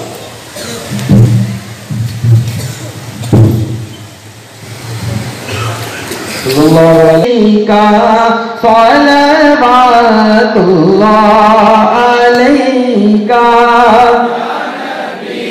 सलाम अलैका या रसूल सलाम अलैका या हबीब सलाम अलैका सलवातुल्लाह अलैका। दिन हक की ढाल दोनों है ये बेमिसाल दोनों, दीन हक की ढाल दोनों है ये बेमिसाल दोनों। फातिमा के लाल दोनों, मुस्तफा की आल दोनों। या नबी सलाम अलैका या रसूल सलाम अलैका या हबीब सलाम अलैका सलवातुल्लाह अलैका। वास्ता मुश्किल कुशा का वास्ता सैयदा का वास्ता गौसल वरा का वास्ता ख्वाजा पिया का वास्ता कुल औलिया का। गम ना हो रोज़े जज़ा का। सलाम अलैका या रसूल सलाम अलैका या हबीब सलाम अलैका सलवातुल्लाह अलैका। अस्सलातु वस्सलामु अलैका या रसूलल्लाह, अस्सलातु वस्सलामु अलैका या नबी अल्लाह, अस्सलातु वस्सलामु अलैका या हबीब अल्लाह व अला आलिका व ताबिका या रसूलल्लाह। अल्लाहुम्मा सल्लि अला सय्यिदिना मौलाना मुहम्मदिन सलातन तुनज्जिना बिहा जमील अहवाली वल आफात व तफ़ज़िलना बिहा जमील हाजात व तुतहिरुना बिहा जमील सय्यात व तरफ़उना बिहा इंदका अला दरजात व तुबल्लिगुना बिहा अक़सल गायात मिन जमील खैराति फिल हयाति बादल ममात इन्नका करीबुम मुजीबुद दावात और राफ़िअत दरजात या काफ़िल महिमात या क़ाज़ियल हाजात या दाफ़िल बलैयात या हल्लल मुश्किलात। अग़िस्नी अग़िस्नी अग़िस्नी या इलाही इन्नका अला कुल्लि शैइन क़दीर। ऐ बादशाह मौला परवरदिगारा, जो तेरे और तेरे महबूब के महबूब का जिक्र है कबूल फरमा ले। मौला इस जिक्र जश्न अली में मौला के जिक्र में जिन लोगों ने जिस हैसियत से भी हिस्सा लिया है मौला इसका अजर अजीम अता फरमा। एक का 70 गुना अजर अजीम अता फरमा। इनके रिस्क में बरकत अता फरमा, इनके माल में बरकत अता फरमा, इनकी औलाद में बरकत अता फरमा, इनकी तिजारतों में बरकत अता फरमा, इनके ईमान में बरकत अता फरमा। परवरदिगार इन पर अपना फज़्ल खास फरमा दे। जिन लोगों ने जामे दिरम में सोखने जितने भी नौजवान बच्चे हिस्सा लिए हैं मौला, इनको वली के सदक़े में दीन और दुनिया की सुरखरूरी अता फरमा, दीन और दुनिया में इज्जत अता फरमा, दीन और दुनिया की माल से इनको नवाज दे। सल्लल्लाहु तआला अला खैरि खल्क़ि मुहम्मदिन व आलिहि व सहबिहि अजमईन बिरहमतिका या रहमान।